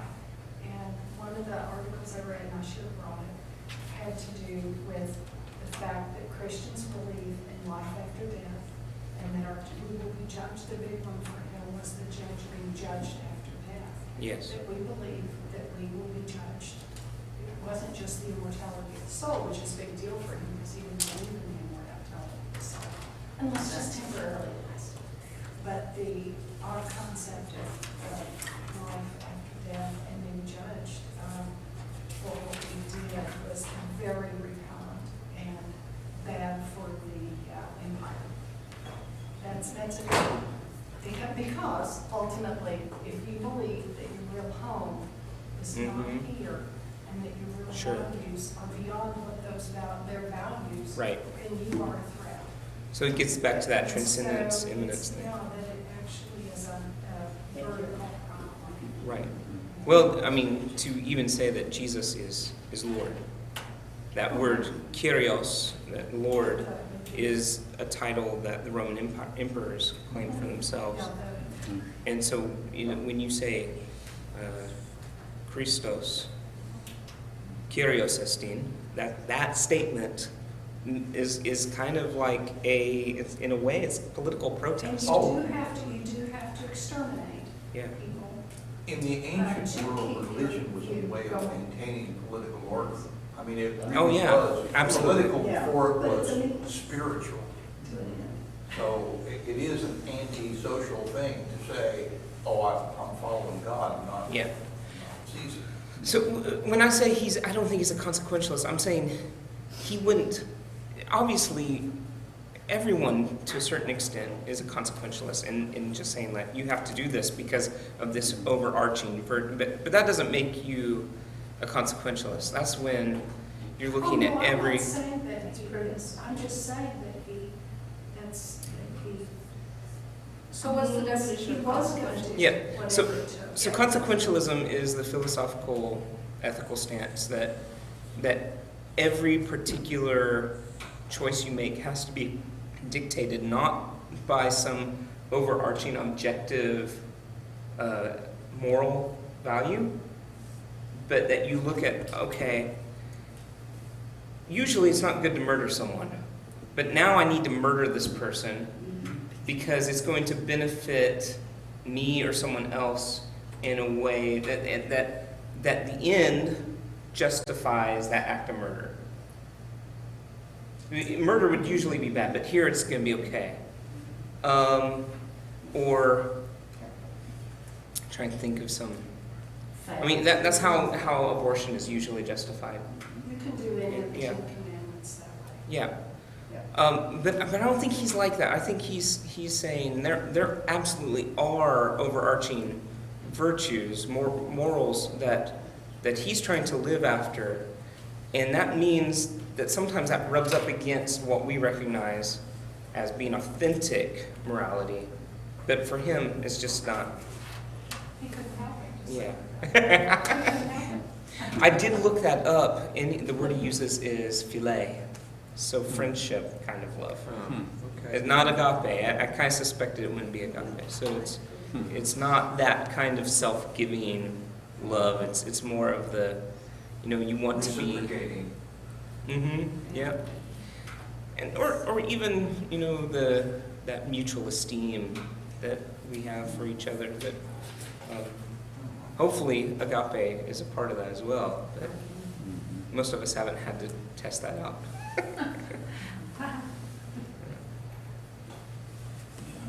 Well, I almost wonder if, again, as we mentioned, that these are private reflections. Yeah. To me, I almost sense some interior struggle that it's like he's trying to balance out. He's kind of doubting, so he has certain things he has to do as emperor, but then privately to me, he's almost questioning that. Yep. In this, that maybe for his imperial policy, he can come up with things that he thinks are going to bring about, that are going to be good, and they're going to bring about good outcomes. But then privately, as he's musing, kind of like, I don't know what happened, during the course of that day, but he's kind of saying, at the end of the day, I don't know if this is right or wrong. He's questioning whether things can be good or bad. Like in book 4, he says, in paragraph 39, he says, "Judge nothing to be good or bad." Yeah. If it can happen to a good person or a bad person without distinction. And so this kind of idea that we don't know, like we don't know how our actions really fit in with anything. And so he's almost despairing of our ability to discern good from evil, period. Yeah. Or ruminating on despair. Yeah. How do we avoid Yeah. despair? Right. Yeah, I think after, I mark some places, but, he doesn't, I don't know if he ever uses the word despair, but it is in the background. Yes. It was in the Epic of Gilgamesh, there was this like, I'm despairing, you can see here, no, Roman, you don't do that. Yeah. You It's don't true. do that. But that doesn't mean that it's not there. Yeah. So this attempt to, so he's kind of, there's this continuous attempt to sort of work against that, and so he has these certain kinds of arguments that he'll pull out at different kinds of time. I was thinking that you could make an argument that these thoughts are sort of like there's a branch of rhetoric known as consolation rhetoric, which would be, I was thinking about it because I was thinking about this book, The Consolation of Philosophy, because there's a lot early on in this book. Boethius is using Stoic thoughts. Lady Philosophy says, "Have you forgotten this?" And she's pulling out, and there are Stoic commonplaces, but there's truth to them, Yeah. But also then those truths, when they're recalled to your mind, there is something kind of consoling about them. You can see at night he seems to sort of be pulling things out that he learned and trying to grapple with those a little bit as a way of maybe, fighting despair. Yeah. I mean, that original form of rhetoric was tied in with funerals. So it's an epidactic oratory where you're trying to honor but also console people, at a public funeral. So it's a certain kind of oratory, and then there were certain stock things that you could say which would console people. And I was thinking, like, in a way, he's pulling out these things that he learned from Plato and Aristotle and Zeno and Heraclitus, and in a way trying to, I don't know, I might be reading too much into it, but I do think there is that shadow of despair. And guys, why wouldn't you? I mean, hey, it's a lot better than being an Epicurean, but you know, at the end of the day, what he says in there, you know, atoms or we're either this or that. Either way, ultimately, extinction. You know, I mean, now a Stoic would say like, well, if you're really good, you might get to last a little bit longer until the great cosmic conflagration, and then you're evaporated. But you know, in the meantime, you get, you know, but ultimately, what happens to you? Well, you're just sort of consumed into the divine, and you become a part of the all. Yeah, which I don't find that real consoling personally. I mean, that's not a. So I can see where a person might be suffering from a little bit of existential angst at the end of the day. You know, like, oh gosh, what are we doing here? You know, is this really worth it? The introduction to the Penguin edition is by a guy named Diskin Clay, and he concludes by talking about this British thinker from the 19th century named Matthew Arnold.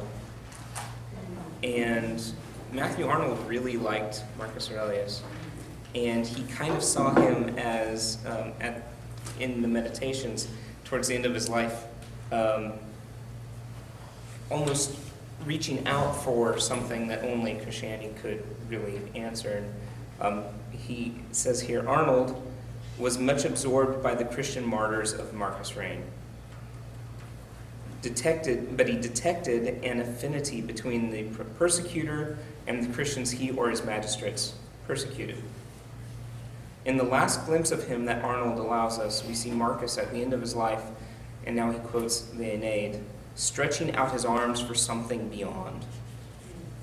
This is a quotation from Virgil, but the further shore Arnold had in mind is not the shore across the infernal river of Acheron, but the shore of the light of Christianity.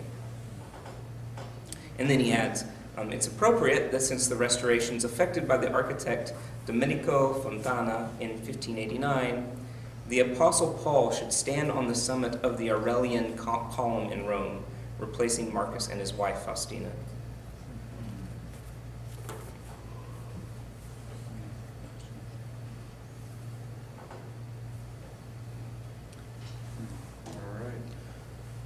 So in a way, you could almost see the gospel as kind of the answer to Marcus.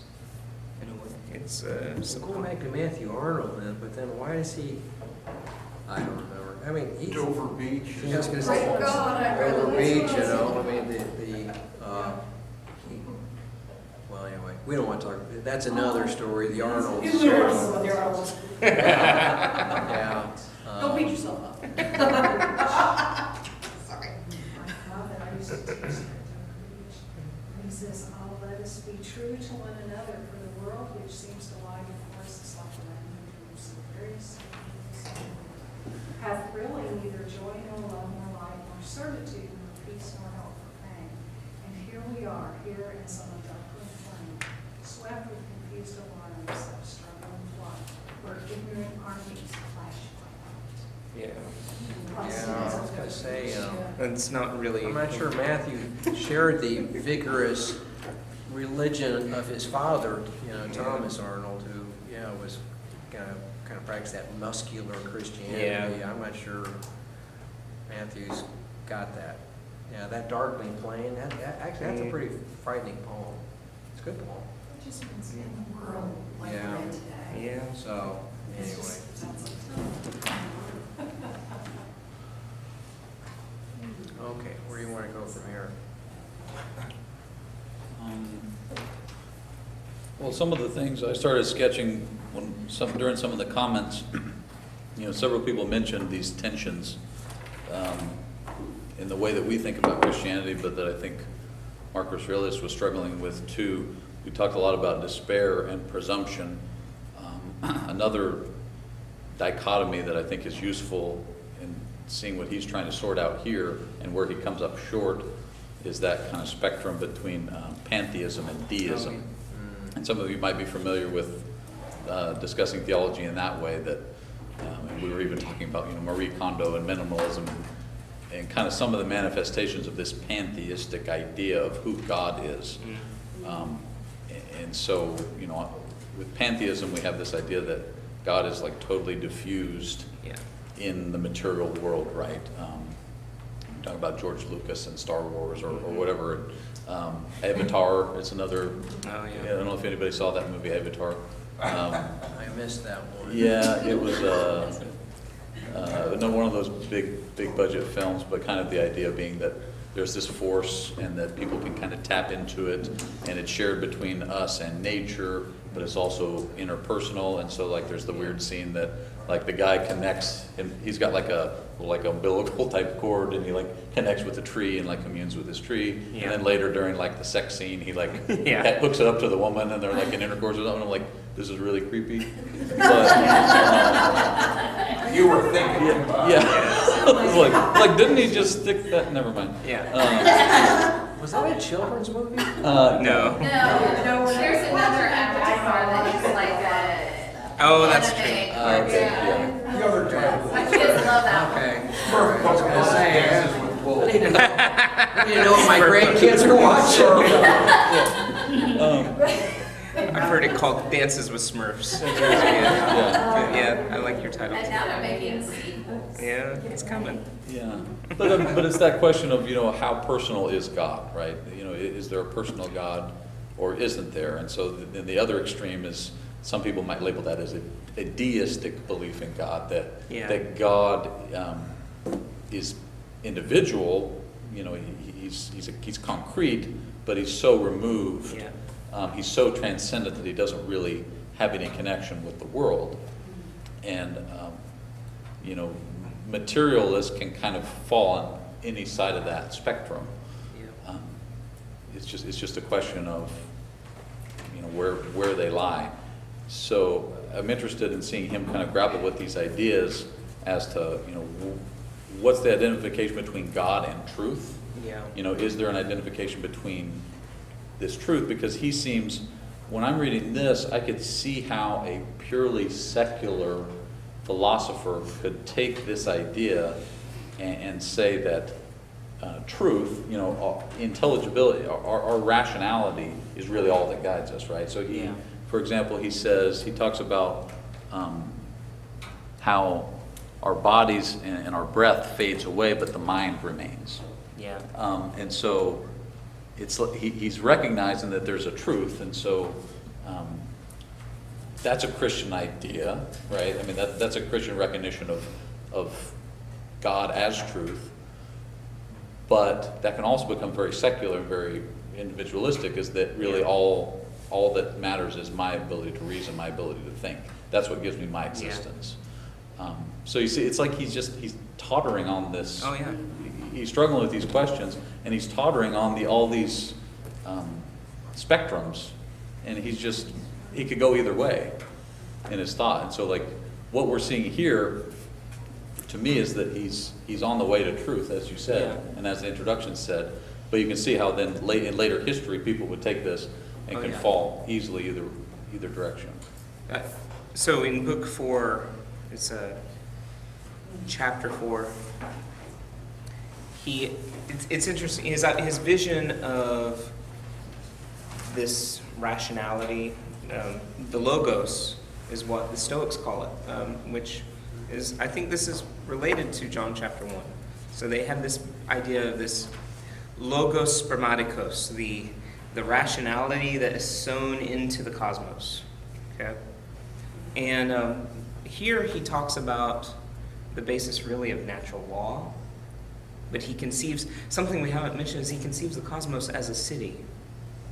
And Rome is really kind of an actualization of the world city. And so that's important for his particular idea of natural law. But here he says, what translations do you all have? Maybe you should read it out of yours, because mine's different, unless I should read a different version. At the beginning of 4? Mm-hmm. If intelligence is common. Yeah. Would you read it? Okay. If intelligence is common to us all, then so is the reason that makes us rational beings. And if that be so, then so is the reason that prescribes what we should do or not do. If that be so, there is a common law also. If that be so, we are fellow citizens. And if that be so, the world is a kind of state. For in what other common constitution can we claim that the whole human race participates? And it is from this constitution, that our intelligence and sense of law derive. Or else, where could they come from? For as what is earthy in me has been apportioned to me from some earthy element, and what is watery from another element, and what is hot and fiery from yet another specific course, for nothing proceeds from nothing, just as nothing returns to nothing, so our intelligence has also come from some particular source. So when I read that, I really feel like he's very, very close to later Christian thought, and earlier Jewish Hellenistic thought. And this is a remarkable cosmological argument as well. I mean, but rationality has to come from somewhere, so there must be some rational mind that gave me my share in rationality. And that's really remarkable. And I just checked, and that word for reason here is actually logos. It's logos. So Is your translation pretty similar to that? it's very similar, actually. So, and I think reason is a good translation of logos, actually. What's remarkable to me, I mean, for a number of reasons, you got natural law going on here, you have this cosmological principle, but you also, as you were saying, this logos is a little bit impersonal, really. It's not, this is not Father God up there, and this is much more impersonal, really, than maybe the older, more folk religion of the Romans. Those gods are arbitrary and dangerous, but at least you could have a relationship with them. Right. I'm not sure you can have a relationship with logos. Right. So, and I would say this is not just true of Marcus Aurelius, this is true of Stoicism in general. But what is remarkable to me is that when you read John chapter 1, which was written before this by quite a bit, he uses that same language intentionally. He doesn't shy away from it. He uses the language of the Stoics, and he says, you know this impersonal rationality that is the source of all our mind? I met him. And he is a person, and he loves us, and he came to draw us all up into so that we can become what he is and become children of God the Father. And he takes this really cold, impersonal rationality and makes him a part of the human family, which Marcus Aurelius could never have fathomed. This would be silly talk to him, I'm sure, but Y'all have some of what he's having. yeah, right. But reading this really helped me appreciate what John's doing there. And you'll read commentators. I really love Raymond Brown. But this is one of the places where I think he's wrong. Is he says, "Oh, this is just coming. You don't have to have Greek philosophy to get to that in John chapter 1." But I think that John knows well what's going on in the philosophical atmosphere, and he's going right into it. Well, and us as Christians, and as like personally somebody who's always been Christian, when we're reading this, our mind naturally goes to the incarnation, right? Yes. Because we know John chapter 1. Yeah. But imagine that wasn't the case. Right. It's still a big, that's why the author, that's why John had to make that connection, because that's a big leap from here to the incarnate logos, right? Yeah. You can easily have that, you could easily adhere to this and Christianity still be foreign to you. I mean, the idea that Yep. you can have this can be very secular. I mean, you have this idea that, well, there's this truth, and if we all just could kind of participate in this truth that's impersonal, Yep. then we'll all get along, and then we'll all make billions of dollars, and Right. Yeah. nothing Yeah. will get in the way of us, being satisfied in a worldly sense. I have a real question of it. Neoplatonism is going on at some point after Plato and before. And I'm trying to figure out to what extent Marcus Aurelius was known about the phenomenon that one could identify as Neoplatonism. And that gets back to my Augustine was a Neoplatonist. Yeah. And so something's happening there too, and I don't know what the connection It's is. a little later, He has isn't it? some of that language, though. I think it is. He's, Marcus Aurelius is a first century character. Second century. Second century. Yeah. 121 to 180. 50 years later. When did, Augustine was in the 400s. Yeah, but Neoplatonism starts before. Oh, yes. Yeah. So- Yes, I know. But I think it's a little later than this. You might have had some maybe rumblings of it. I don't know. But that's a good question. That would be Yeah. interesting. And they're all feeding into each other too, so it's hard to. can we overhear you calling now? You want Judge Brooks to talk for you? Yeah. I have no longer have any influence whatever. In fact, I can get you screwed bad. Don't get him involved in it. Yeah. Well, on that note, I don't know if charts are helpful for anyone, but it's like,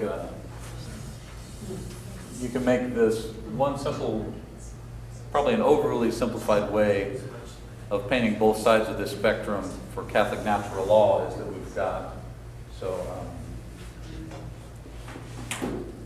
we have and some of you have probably seen it drawn this way before. You've got natural law or divine command theories. So, you could fill in you've got lots of choices for who you want to attribute natural law to, but, so like Calvin would be one example of divine command. But so, for natural law, we would say that laws, let me put it in terms of rewards.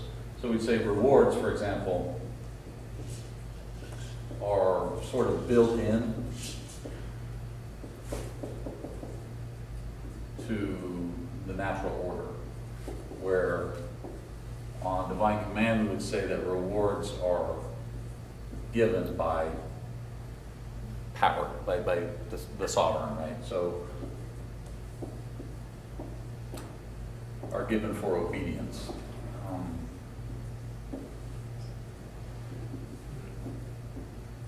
And so from what the Catholic tradition takes from the Greeks and then expounds upon is this understanding of the world that the good is identified with God, right? So it's not like God gives us laws that happen to be good. There's this real organic connection between God and the goods. And so what's the dialogue, the Euryphero? Yeah. The question, so it's a debate. Matthew will know it. It's one of the dialogue of Socrates. But Right. anyways, it's this dilemma: is are the gods good? Are the laws good, or are the laws good because the gods say so? It's the question, right? So are commands good in themselves, or are they good because God gives them, right? And so kind of the extreme divine command would go so far as to say that things are arbitrary. And God can tell you to do things that are either good or bad. Matthew mentioned the Regensburg Address of Benedict, and so that's a famous example of it occurred. Benedict gave the Regensburg Address 1 year after the attacks on the World Trade Center. So it was September 12th, 2002, that he gave the Regensburg Address. And one of the things he talks about is voluntarism. And so he juxtaposes what's espoused by, tends to be espoused by Muslims, is that the will of Allah is totally detached from the good of the world. That the will of Allah is arbitrary, and so Allah can tell people to do things like, bomb the World Trade Centers, and they have nothing to bounce that off. They have no way to determine whether that's good or bad, because the will of God operates independently of good or bad. Whereas the Christian understanding is that God cannot do anything evil. God doesn't hover above good and evil, right? To use what's that, Nietzsche, use that phrase, hovering above good and evil. And so the point is that Marcus really seems to be kind of grappling at this, is that he's recognizing that there's a continuity between God and the good, but he hasn't quite made it explicit the way that the author of the Gospel of John has, is that God is truth. And that in a secular sense, and again, I'm like this article, for example, of why people want to espouse Stoicism, is that it can give them kind of an order that allows us to all submit to a degree to something that might stretch us beyond our personal preferences, but it's impersonal. It's something that we don't have to make sacrifice to. It's pretty easy to obey a diffused idea of who God is, right? If we believe that God is just some idea that we can all tap into, it's pretty easy to follow a God like that because he doesn't make specific demands on us, other than asking us to control our emotions and stuff like that. Have to call again tonight Oh. to see about tomorrow. Okay. Well, you're off the hook for today. I'm off the hook for today. But that's not a demanding God. You see what I'm saying? Is that that's not a God who Yeah. calls people to do particular things. It's certainly not a God who calls us to sacrifice. And so this idea that... You were going to ask Matt for a dialogue. Yeah, what was the I was talking about this idea, what's the Euthyphro dilemma? Oh, yeah, Whether the gods are, whether the laws are good but on their own, or whether they're good because the gods will them, or something like that. I was trying to come up with the title. Yeah, of where the that came from. Euthyphro. Euthyphro. Yeah, it's the Yeah. Euthyphro dilemma. Dilemma, yeah. Yeah. You know what, something that struck my mind when you were talking about that. So it's interesting that I don't know how much surveys really reflect what people think, but I can't remember specifically what the latest ones are, but there's always a large majority of people, it's a majority, or at least it was, in the United States, say that they believe in God. Yes. And yet then it's like, well, do you go to church? Well, it's like, yeah, you know. So it's interesting that people will say they believe in a God, but as far as actually is that God, is there any kind of, do I serve him? Do I sacrifice for him? Is my life altered in some way because of my belief? It's amazing that discrepancy there, which I guess is kind of tied in with that. So no obligation. They're more agnostic functional. Yeah, functional agnostics, yeah. What's the term spiritual but not religious is a popular term. The moral therapeutic deism, There right? you go. I feel like it is that, Uh-huh. because, okay, I have these neighbors and lovely people. She was raised, she said Methodist, but they never went to church. Her husband is a fallen away Catholic, who I'm like, come.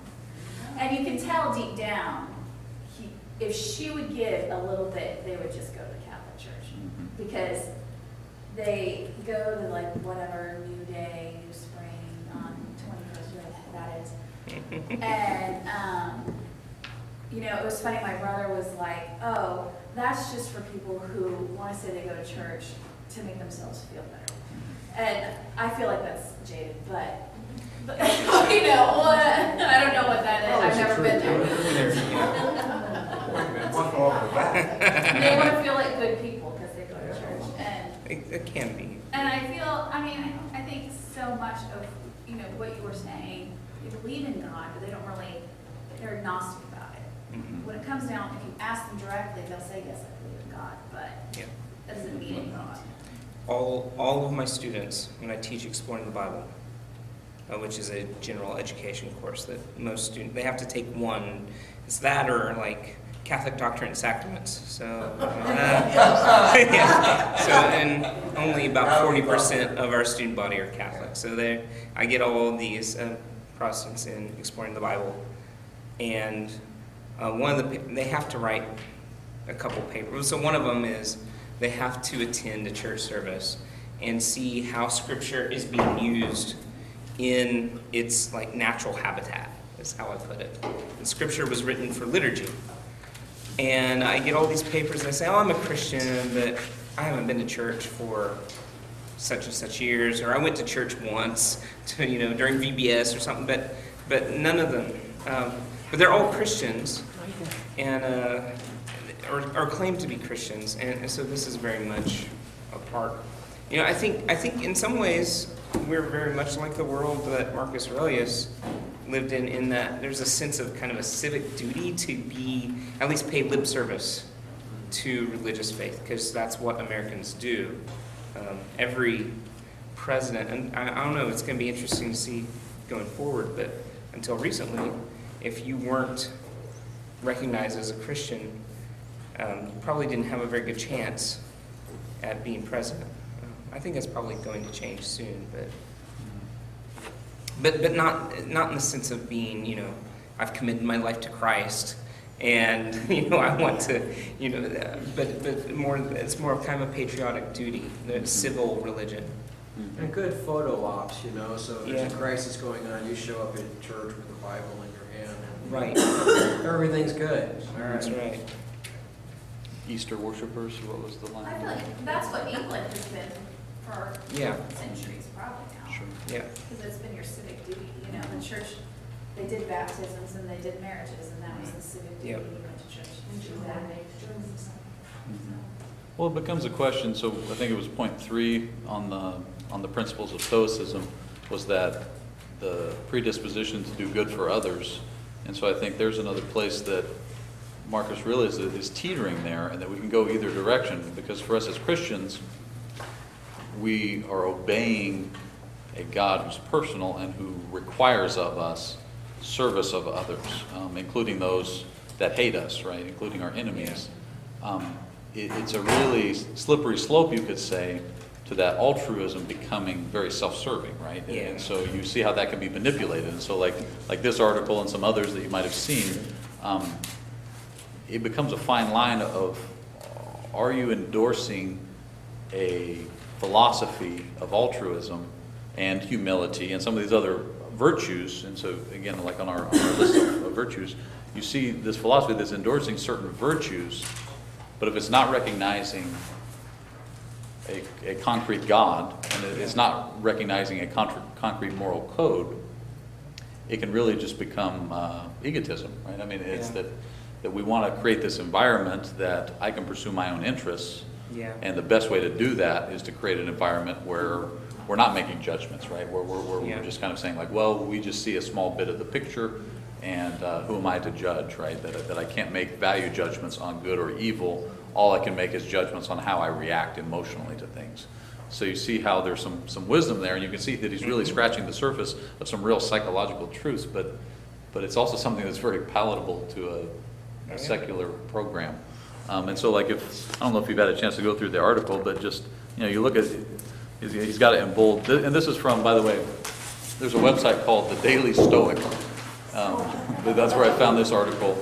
And it's like you can go on there and sign up, and it sends you like a starter package and gives you daily emails. I mean, this is a real thing, right? So it's funny that we're doing trendy stuff now. But there's tons of articles like this, and they're just, I don't want to say they're misquoting, but they're just taking these principles, and they're just showing that this is useful. Like this is a useful principle. But you can contrast that with Christianity, right? So number 1 is about humility, but it's that ultimately that being humble makes you more successful, right? Yeah. Which isn't quite the view of humility that we get from the New Testament, right? Right, exactly. And that it's better at, we can solve problems as a team, as a corporate team better if we're all kind of humble, then we can kind of see what works the best, right? And so it's just interesting to see how this can be used. And I'm not saying that it's bad that it's being used this way. I mean, there's good that can come from an approach like this, but maybe I'm just cynical, but I kind of see these things, especially corporately, as borrowing. I've probably told the story of, like the new thing for companies to do is to at least pretend like they're really taking great care of their employees. Like I've got a friend, and they're like, oh, the company now, if you need an errand run, like they'll send someone to run your errand for you, like so you don't have to leave work, Like they'll go get your laundry or whatever, or all these like that they're, I got another friend who their company has a beer social like every Friday or whatever, which that's a whole nother funny, like, secular Protestant thing, that Friday's the party day, but anyways. But, you know, you know, 3 o'clock or whatever, every Friday, there's a party. And it's all these little things of like. The hour of mercy. Right, yeah, exactly, that's my point. That's right. Yeah.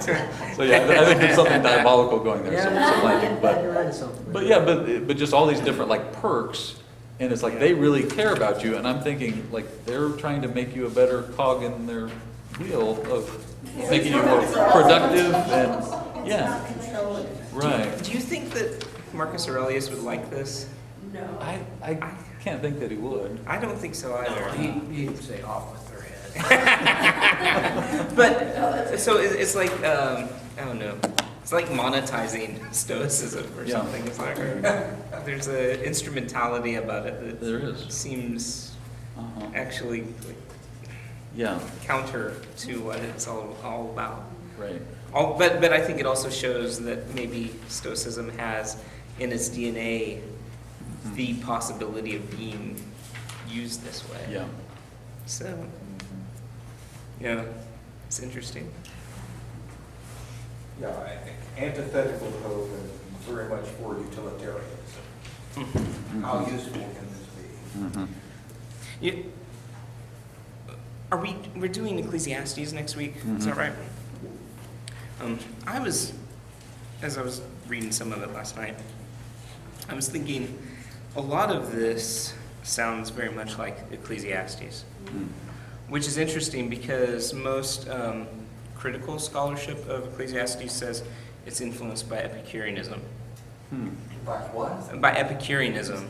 Okay. Many people think that Ecclesiastes was written by a Jewish person who'd gotten a little taste of Epicureanism. But it really seems to me like, I don't think that it was written by anybody who'd read Stoicism or Epicureanism, but it does seem to have more points of contact with this than Epicureanism, really. What are the This- dates of authorship of Ecclesiastes? Well, that's one of the problems. We don't really know when Ecclesiastes was written. Lots of ideas. Probably, I would say, early Second Temple period. So we're talking after the exile from Babylon. Probably not written by Solomon, but I would say early in that, maybe 4th century BC, something like that. Okay, so a contemporary of Plato and Aristotle. Yeah, and that's why people think maybe that. Right, got there. But I said last week, a lot of those ideas come. We'll talk about Ecclesiastes next week. Like when this idea, this kind of sober thought that you can wear yourself out trying to live the good life, and at the end of the day, it's all vanity. Mhm. And what really matters, and this is what people think that Ecclesiastes is written by an Epicurean, is that eat, drink, be merry, because tomorrow you're going to die. But I think Marcus Aurelius could say the same thing. Enjoy your life while you can, not for the sake of pursuing pleasure, but but don't be attached to Right. those good things, because they're all going to fade away. They're all ephemeral, and they're all passing away, and you are too.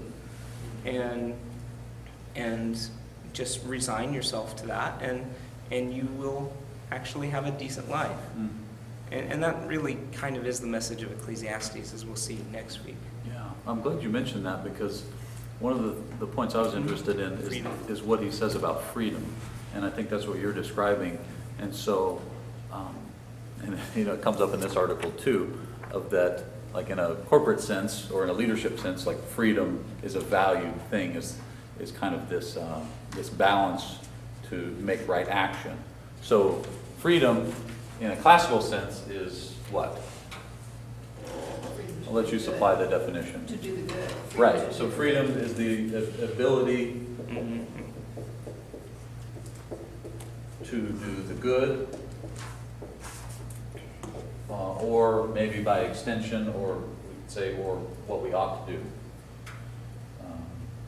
or we're obliged to do, or ought to do, which is the good, right? So so the good is the classical definition.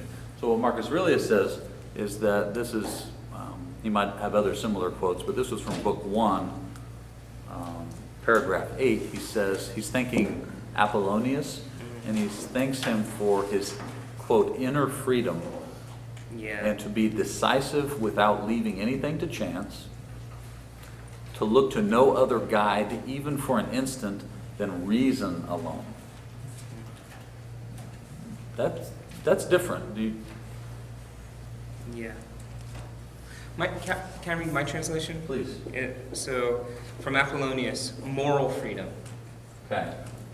The certainty to ignore the dice of fortune and have no other perspective, even for a moment, than that of reason alone. And then he continues to be always the same man, unchanged in sudden pain and the loss of a child, in lingering sickness. To see clearly in his living example that a man can combine intensity and relaxation. That's a great line. Intensely relaxed. Intensely relaxed. I don't know what. No, but it's a nice thought.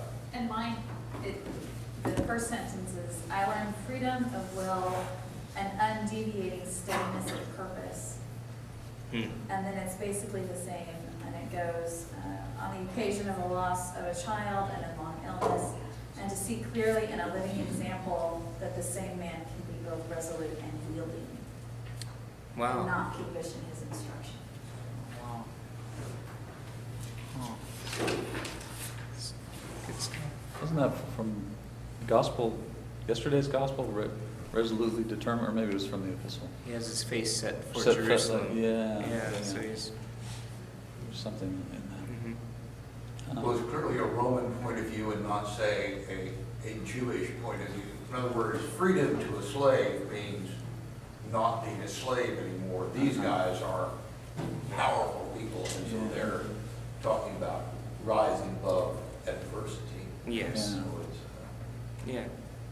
This makes a good point in terms of slavery. So if a slave accepts stoicism, is he just accepting his status, his state, or should he rebel Right. against it? Right. I think he's supposed to accept his Accept lot. yeah. But Which we find that a little bit in Paul. too. I was about to say, before you start scoffing, this is pretty much the attitudes of the, you want to be such a good slave that your masters will want to become Christians too. Right. Yeah. And which sometimes this social justice advocates complain about that aspect of Right. the New Testament. Yeah, you don't see a lot of like overthrow, like, kind of liberation type. I mean, you don't find that here. It's much more of accepting and seeing how you fit in with it. But there's still there's an unsurety about the good, right? I mean, that's the difference. Is so, as Right. Christians, we've had the good revealed to us. Marcus Aurelius isn't there in his understanding of the good, so he's not able to say that freedom is pursuing the good. He says freedom is being obedient only to the reason. Yeah. So if you can get past emotions, if you can get past other people's perceptions. So he talks in there about like how ridiculous is it that we care more what other people think about us than what we think of ourselves. Yeah. So which is good advice, but it's all about my ability to reason. That's what it all comes down to for him. And not what I've been revealed There's some to. place in there where he says, how strange it is that we care about what other people think, but at the same time, we think all those people are fools. That's true. He comes up with some pretty good observations. Yeah.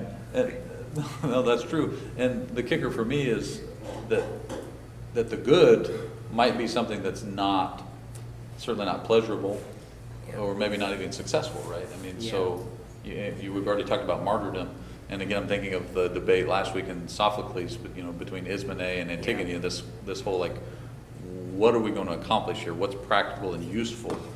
Well, there's this voice, Antigone in that case, but there's certainly in Christianity, there's this voice of, there's stuff that's going to end in failure, That's but right. that's how you pursue the good. Yeah. Whereas we can't find that here. He doesn't have that level of understanding of Revelation yet. Yeah. For him, what's good, I don't want to reduce it to purely saying it's what's practical, but it's almost there. It's almost you're reduced right. to freedom is the ability to do what's practical and useful. He calls it reason. What your duty is. Right, And Christianity goes beyond duty right, to caritas, to Right. love. You know, what love is compelling you to do. right. But this is more, you know, this is what the cosmos has put on you to do. So fulfill your command, soldier. And there's a That sense of duty, you just see that coming back again and again. Yeah. You know, finally, what do you do? Well, you do your duty. Yeah. One of the conversations we had was, okay, so we talked about the cosmos as a city, but we were also talking about how the cosmos is kind of, we've talked about how cold and impersonal it is, but there's also kind of a sense in which the cosmos is not just a city, but it's a family. And you have reason almost in the Roman society, every household lived according to the whims of the paterfamilias, the father, the family, but that doesn't necessarily mean the person who's the literal father, but the head of the household. And here, you know, reason is kind of playing that role as the head of the cosmic household, and you have to obey what reason is saying you should do. And if you don't, you're not a good citizen. You're not a good family member. And there are serious consequences in the Roman society for not fulfilling your duty. You can be disowned. You can be cast out. He seems to be teaching that duty has its immediate reward. Yes, I would say that's Where, in the sense of the divine command, we have a sense of postponed gratification. Right. well with divine command theory. I don't know if yeah. So I was saying Yeah. you were gone, you were talking to the judge or some whatever. So I don't know if that captured, so I was No, making I the like point that. that with divine command, it's more of a, that I'm rewarded for doing what I've been asked to do, but that may or may not have any connection with the way the world really works. Yeah. And then the contrary, so then we're talking about voluntarism, a little bit of this, the extreme version of that is that if I do whatever I think God's told me to do, even if it's totally separate from reason, that's a morally praiseworthy thing for divine command, is that you don't have to understand what. That's right. You don't have to understand it at all, and even if your reason tells you that it's opposed to the good, your reason's usually you're depraved. You don't have any grace. So That's right. So just do what you read or do what you've been told. It is postponed. Right. It's deferred until, you know, Right. Judgment Day. That's true. But in a way, I don't think I think that's a good comparison. But I think reward matters more in natural law than it does in divine command. Yeah. No, I would agree with That's- that. I would yeah, agree with there's- that. And then you could almost make this as a spectrum too, is that the kind of extreme, you can come up with a really secular version of natural law that assumes that good behaviors always pan out in positive consequences. And we try to do that a lot. A little of that goes a long ways. You know, we use that, like I've worked in nonprofit for like abstinence education and stuff like that. And we use that a lot, maybe too much of like, for example, like be moral so that these bad things don't happen to you. And if you just live a moral life, then you won't get like STDs and stuff like that. And there's some truth. Deuteronomistic theology. Yeah, It's the theology of the book of Deuteronomy. Yeah, and so like I'm not an advocate of the like, look at all these STDs you're going to get if you, or drug, whatever, you name the sin. You know, it's easy to like do a PowerPoint of like, look at all this terrible stuff that's going to happen if With you pictures. do this. Yeah, with pictures. And like, it doesn't really capture the idea of virtue. I used to show that in my health class back in the day. Yeah. But that's mostly true though. No, it is. Yeah, It's that's- mostly, yeah. But then we need the gospel. Jesus comes and he straightens that out and says, you know, this blind man didn't sin, his parents didn't sin. This has happened for the glory of God. Right. So there are always like the universe is more complicated Right. than just good things happening to good people and bad things happen to bad people. Right. And yet, if you're going to thumb your nose at morality, Yeah.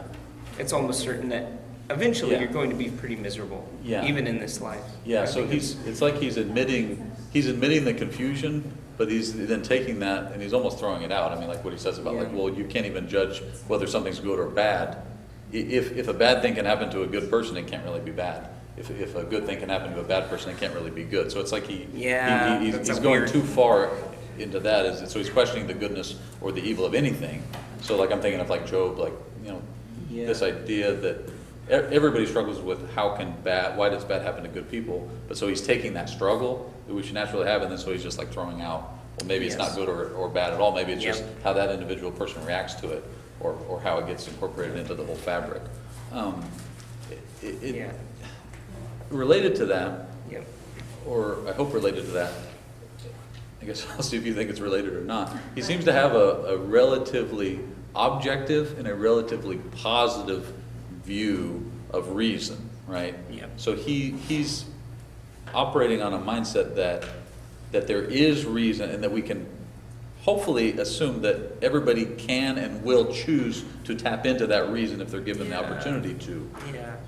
Whereas a 21st century person is a lot more skeptical about reason because we've gone through the Enlightenment and Yeah. et cetera. And so it's interesting to me that, you know, today, so this is, and I think somebody mentioned the example of that even today, we just assume that if we can explain things to people, then they'll get it, right? Like we can lay this all out. Like I could go and give an apologetics talk and be like, you should all really be Catholic. Like this makes sense. Or even not even just in a secular sense of like behaving this way makes sense. Right. And so we assume that if we can that everybody has this reason that we can appeal to that will resound interiorly for them. But that's not a presumption we can make. That's and so absolutely true. I think it came up, Judge, it came up in Dr. Morse's talks last month where she was using the example of the sexual revolution. Some of you were here for our conference. And she's saying I was kind of depressed after her talk, but it made a lot of sense. She said that approach doesn't work because people don't care if things make sense or not. That's right. And so the phrase she uses that for them it's about the revolution. And so she made analogies between Nazis and communists or whatever. Is that it doesn't matter if you can show somebody that this doesn't work. They're excited about their revolution and they'll sacrifice any example that's about power. It's power, not reason. So Right. You can So- prove to them that the unborn baby is a human person, and yet they'll still say, you can still kill it. That's okay. Right. I know it's a human, but Right. we need the power. Justifiable violence is what it was called. Yeah. I wonder, is that why this is selling like hotcakes now? I wonder. Is that it's a pushback against the postmodern relativistic culture that, it may be kind of a pendulum swing from You're talking about people embracing stoicism?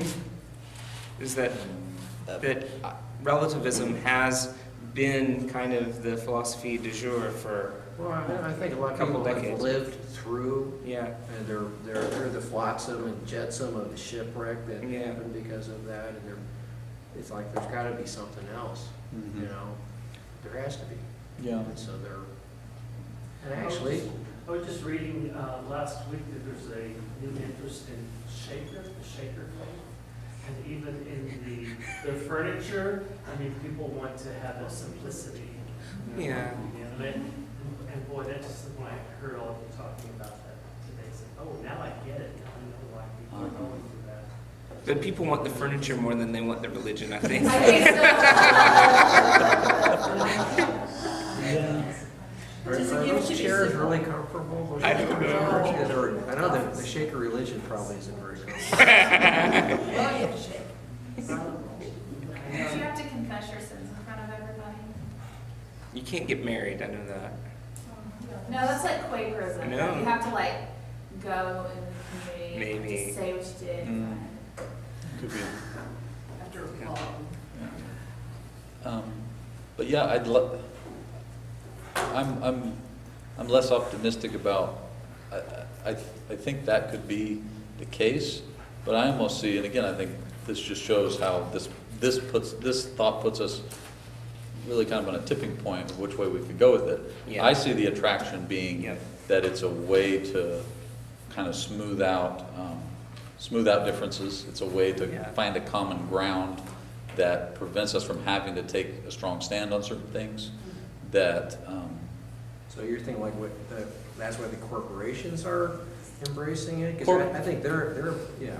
Corporations, and I think even just as individuals, is that I think you can adhere to this and you can find a way to pursue your individual interests without letting differences get in the way, without letting emotions get in the way. There's something reasonable about it, which we're drawn to. But I almost see it, I see it not as a rejection of relativism, but almost as a kind of a way to go at relativism under the guise of reason, if that makes sense. Relativism with our ethics. Yeah. Yeah. And just, Well, he is in really what's a post-pagan era that has gone away, Christianity's coming. Our parallel is we're in a post-Christian era. Yes. Yeah. And so these things sound plausible as we look for some new explanation. Yeah. I still think that the certitude, and I mean, you pointed out a lot of places where he's uncertain and self-contradictory, but still, like, there's, when he says reason is governing the universe, there's a certitude there that postmodernism completely rejects. right. That you can't, and how dare you be certain about anything, even. That Right. there's a, and I must say, I hate admitting this, I'm more postmodern than I'd like to confess to being. But, I get a little, It's okay, we accept you. but that kind of, let's paring down everything and like making everything so black and white makes me uncomfortable as well. There's a, just probably because I am a part of the postmodern culture, but I've also seen like maybe how this could be used in a sort of weird, reversion back to modernism, which is really not, also not really an answer. Right. It's not something that Christianity can just like hitch itself to and say, here we go. There's a...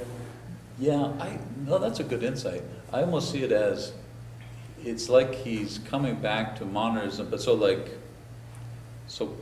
think it was Kant, the idea that our intelligence, our reason should be able to dictate what we ought to do in any circumstance, right? Categorical imperative, right? Yep, that's This right. idea that like, there's no gray areas. That's right. That our reason can dictate, and therefore I don't need God, really. I mean, because natural reason alone can dictate it. And it's But deontological ethics. It's all about duty. it's all duty, right? It's Yeah. just, and he was Lutheran, right? I think, Yeah. son of a pastor or something. But yeah, so this idea is like, you've got your duty, we can figure it out based on our reason. Yeah.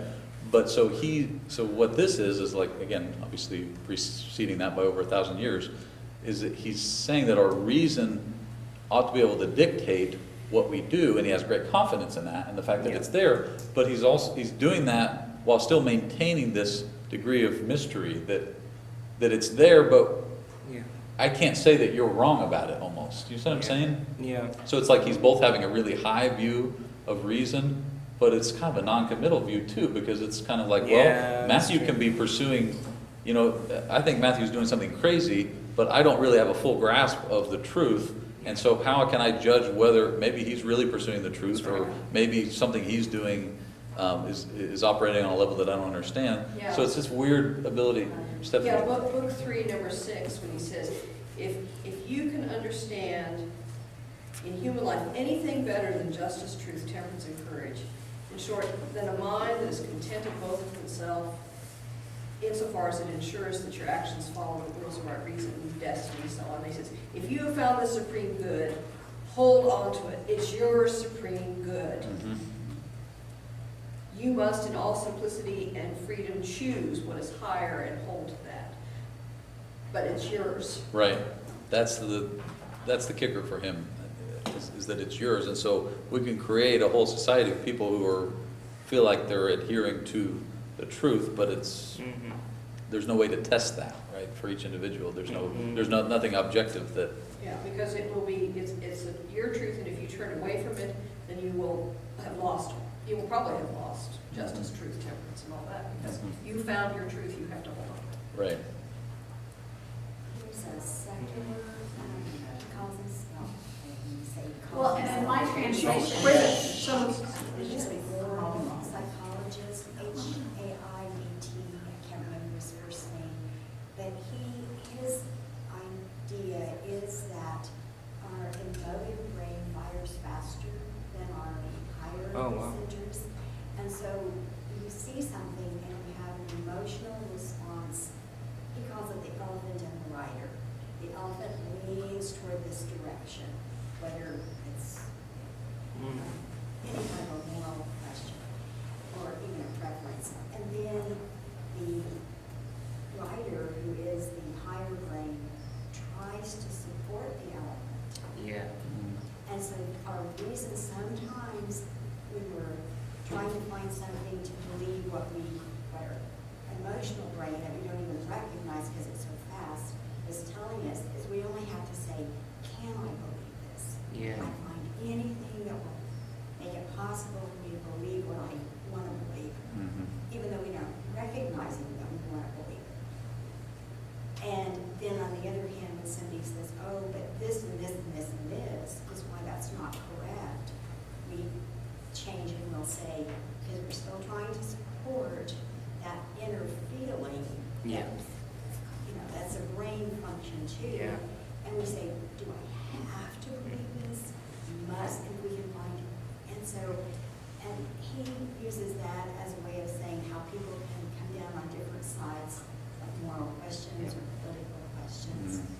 And I don't, like I said, he calls himself a secular moral psychologist. So he bases all this on evolution of the brain. Yeah. But at least it has something to kind of think about. Absolutely. How quickly form that emotional response. That's why it's always a good idea, you know, to count to 10 before you act on an emotional response. Yeah. Yeah. Or like Treebeard would say, like, wait, you know, a couple weeks before you do That's it. right. I don't want to be too hasty. Yeah. Yes. You can't really convince this person by logic and truth. Right. Somehow you have to get a group that will say, well, let's try to find reasons to support the other side. And then if you do that, you know, then you can kind of formulate something. Well, maybe this is really, anyway, that's just his thought, but it at least is something to think about when you read Marcus saying, if I get what's right, you know, I've reasoned it out, this is right, okay, I'm gonna do this. Mhm. Influence me, because I have these good reasons that are supporting my feeling what I should do. Yeah. Yeah. What's that rhetoric of consolation that Howard was talking about? He's trying to, in some ways, convince himself. It seems that you know.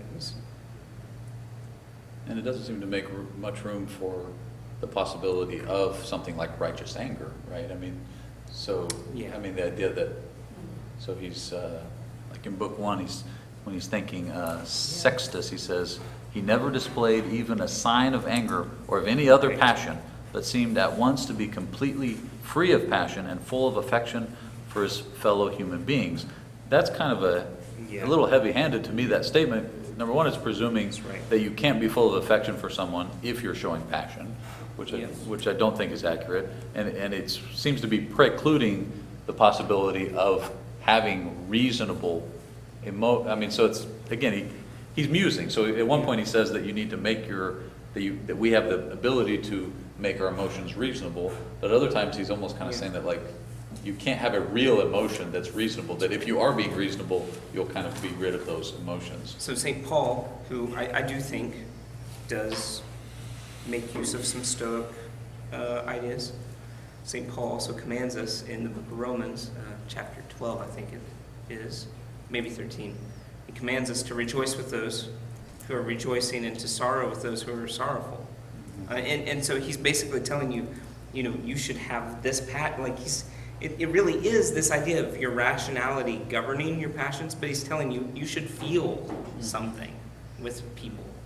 But there's also a sense of community, that you're not a slave to your own passions, but you're also, like, you know, that it's real compassion, real, you know, suffering with others and feeling with others what they're feeling. Yeah. I don't think he would like that Yeah, advice. yeah, that's an important difference. That's a, And Jesus certainly was like that. uh-huh. You know, Jesus comes up on Lazarus. He knows he's going to raise him back to life, and yet he's weeping. So Jesus does not fit the Stoic profile of a man of virtue, because he's a man of sorrows, Right. and acquainted with grief. And passion. But he's and not anger. slave to it. Right. Right. Yeah, Stoicism is compatible, or maybe I should flip that around, that kind of a modern sense of avoiding highs and lows is consistent with Stoicism. The idea you should never really, I think maybe Anne-Marie used the example of like the kind of the old British mentality of, you were talking about religion, but I think even for emotions, it's kind of like we want to be festive, or we were talking about Joseph Pieper too, and this idea of festivity, that only a culture who knows suffering can know festivity. And so you see this kind of modern, and again, these things are kind of just coming to me now, some of these connections, but I think in a modern sense, this is attractive because it helps you avoid suffering, and it kind of discounts the need to have real celebration either. Because like a phony, one of the things that Pieper talks about is that contemporary celebrations are basically all phony. Like secular celebrations are phony. They're not rooted in a real cause of celebration. So he's talking about like the French Revolution and the creation of artificial holidays, right?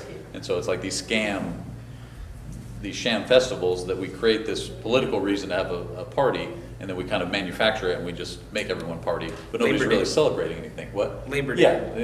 Yeah, right. Yeah, the original Labor Day, and the contemporary one, I guess, for that matter.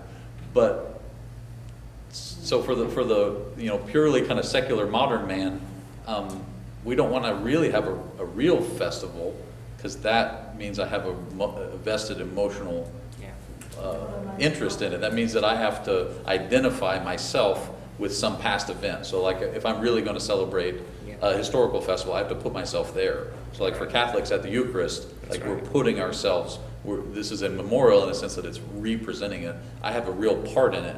But the modern man doesn't really want to have that touch point with history. He wants to just be able to choose. So what's the biggest party?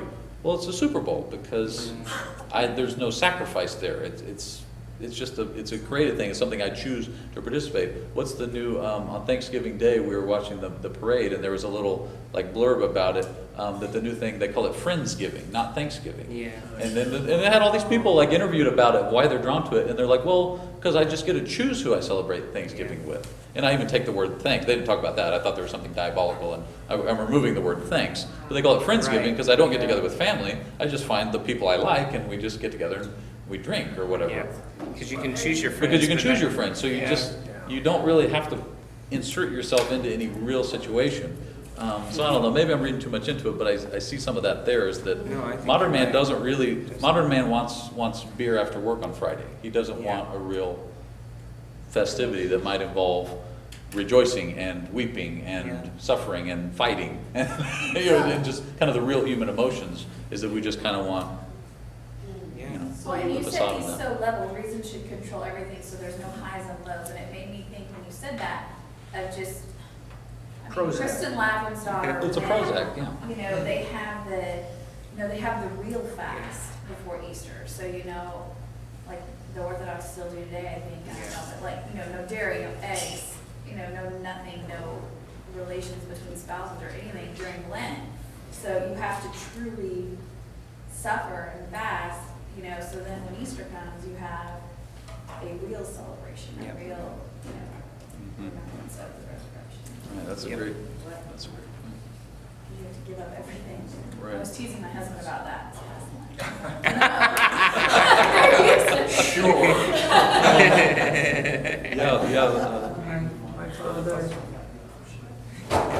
That scene, Lavrens was like, what are you doing? Like, when his wife was at the daughter's wedding night or whatever, and the wife got a little frisky, and Lavrens was like, it's Lent, what in the world is it?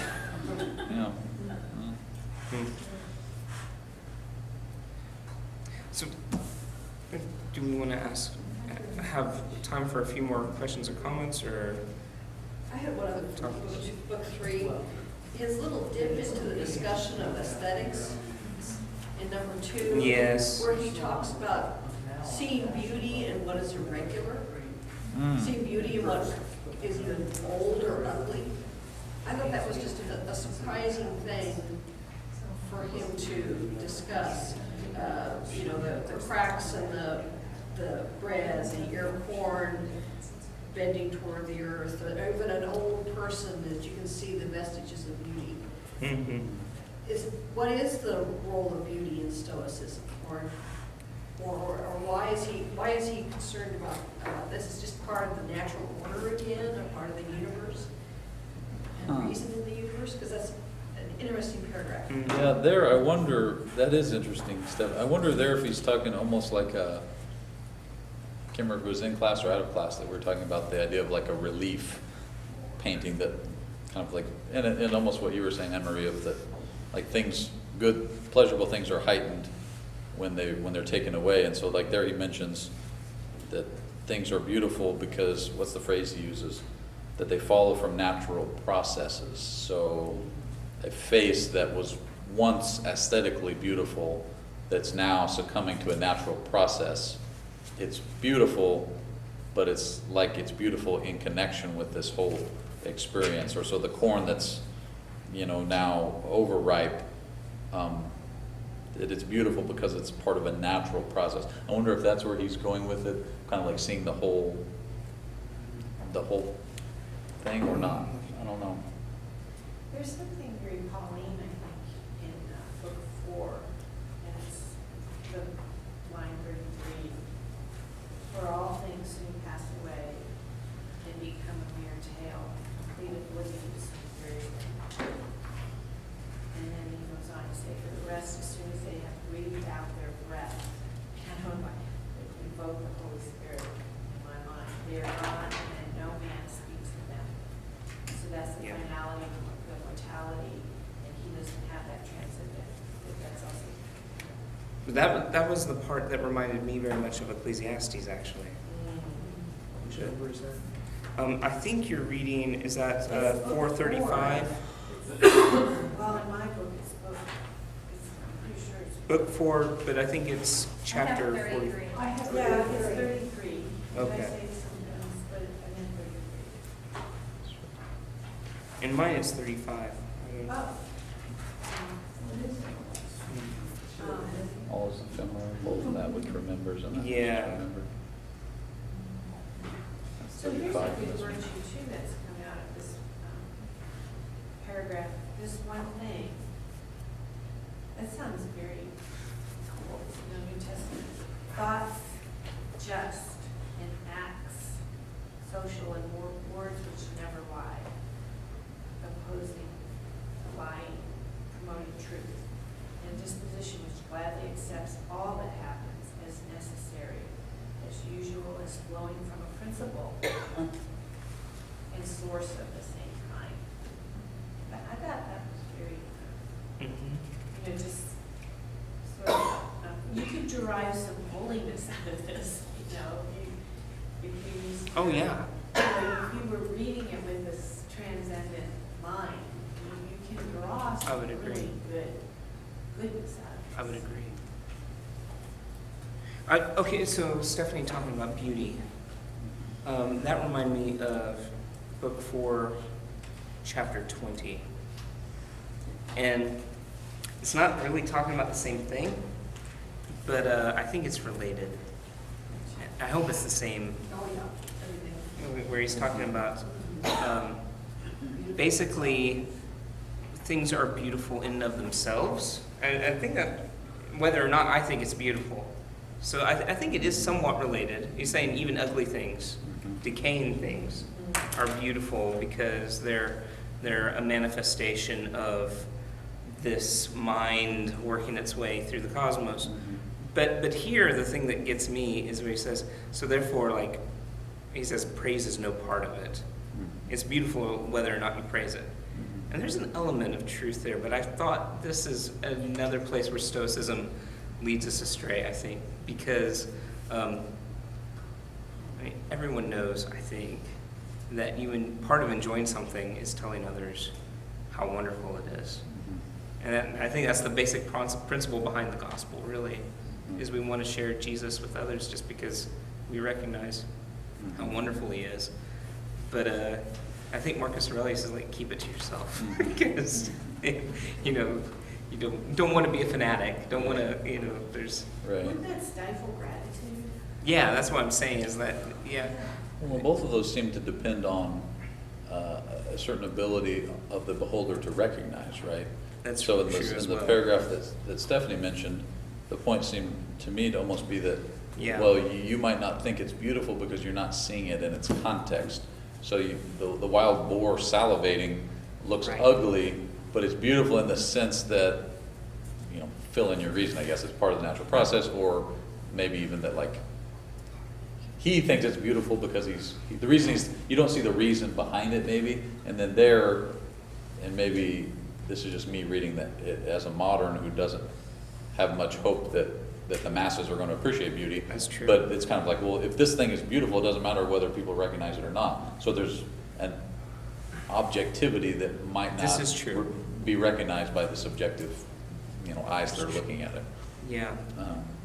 But I think you're right in what you said, but they seem to both be saying that it's our duty to be able to recognize the beauty that's there Yeah. that we might miss. I think that's the benefit of reading like a critic or something. Mhm. A good critic isn't just helping you discern whether you should see this film or not, or read this book or not, but they actually enhance your appreciation. They help you enjoy it more Right. if they've really done their job. Isn't it part of human nature to be attracted to beauty? Oh, absolutely. Where you ask, why are the masses rejecting it, and could we bring it back by bringing it into our language? Could we oppose it in culture? Because they sabotage a lot of words, like gay. Because it was to introduce something that was, but we all know why, that was sort of repulsive and made it sound and be accepted. Right. This is my human nature, I guess, and part of my brokenness, but I resent that. I want the authentic English language to survive. And it's been so, sabotaged today. Yeah. And It that's seems- why it's because it's power, because it's power. Epicurists and that tend to sabotage beauty in the name of, don't overreact. Right. Yeah, and it adds to, well, what's the scene from the space trilogy where they're trying to indoctrinate from Lewis's space trilogy? Oh, yeah. And they're trying to confuse the guy, so they put him in a house of like ugly and distorted images and stuff. Because it's kind of that idea that if you can confuse somebody as to what's beautiful, then you can confuse them totally about. Yeah. You can get them to believe other lies if you can It's true. make them think that there's nothing objectively beautiful, then maybe there's nothing objectively good or true or just or anything like that. So I think there's something there, Amy, that our relativistic culture would rather nothing really be beautiful, because then that becomes a standard too, and that something that I might have to subject myself to. So if that's why we have this weird obsession. It's like we are both obsessed with and reject certain forms of beauty. So like we idolize beautiful people sometimes, like Hollywood, etc. But then we also want to reject the idea of beauty and other times. So it's just kind of like whether it's going to pleasure me at that time is basically what it comes down to. It's like, is this beautiful image going to give me pleasure at this moment? If so, I can grab at it and use it. But if not, if it's going to make me feel self-conscious, then I reject it and I say there's no such thing as beauty. Like there's an author, Louis Marcos, is a contemporary author that writes about Lewis, and he uses some examples like that, and then he used the example of the movie like Shrek, and like he hated the movie Shrek because like at the end of Shrek is like the whole thing you think it's that the princess is going to stop being an ogre and she's going to become a beautiful princess at the end, but then at the end it's revealed that she's supposed to stay as an ogre the whole time. And Louis Marcos is like, this is like one of these diabolical modern things, because it's trying to teach you that she shouldn't be a beautiful princess, she should be an ugly ogre. That's like the heart of her being is And I don't know, you can take that either way, but I think his point is that we shy away from beauty because sometimes it's not comfortable. Or all virtue.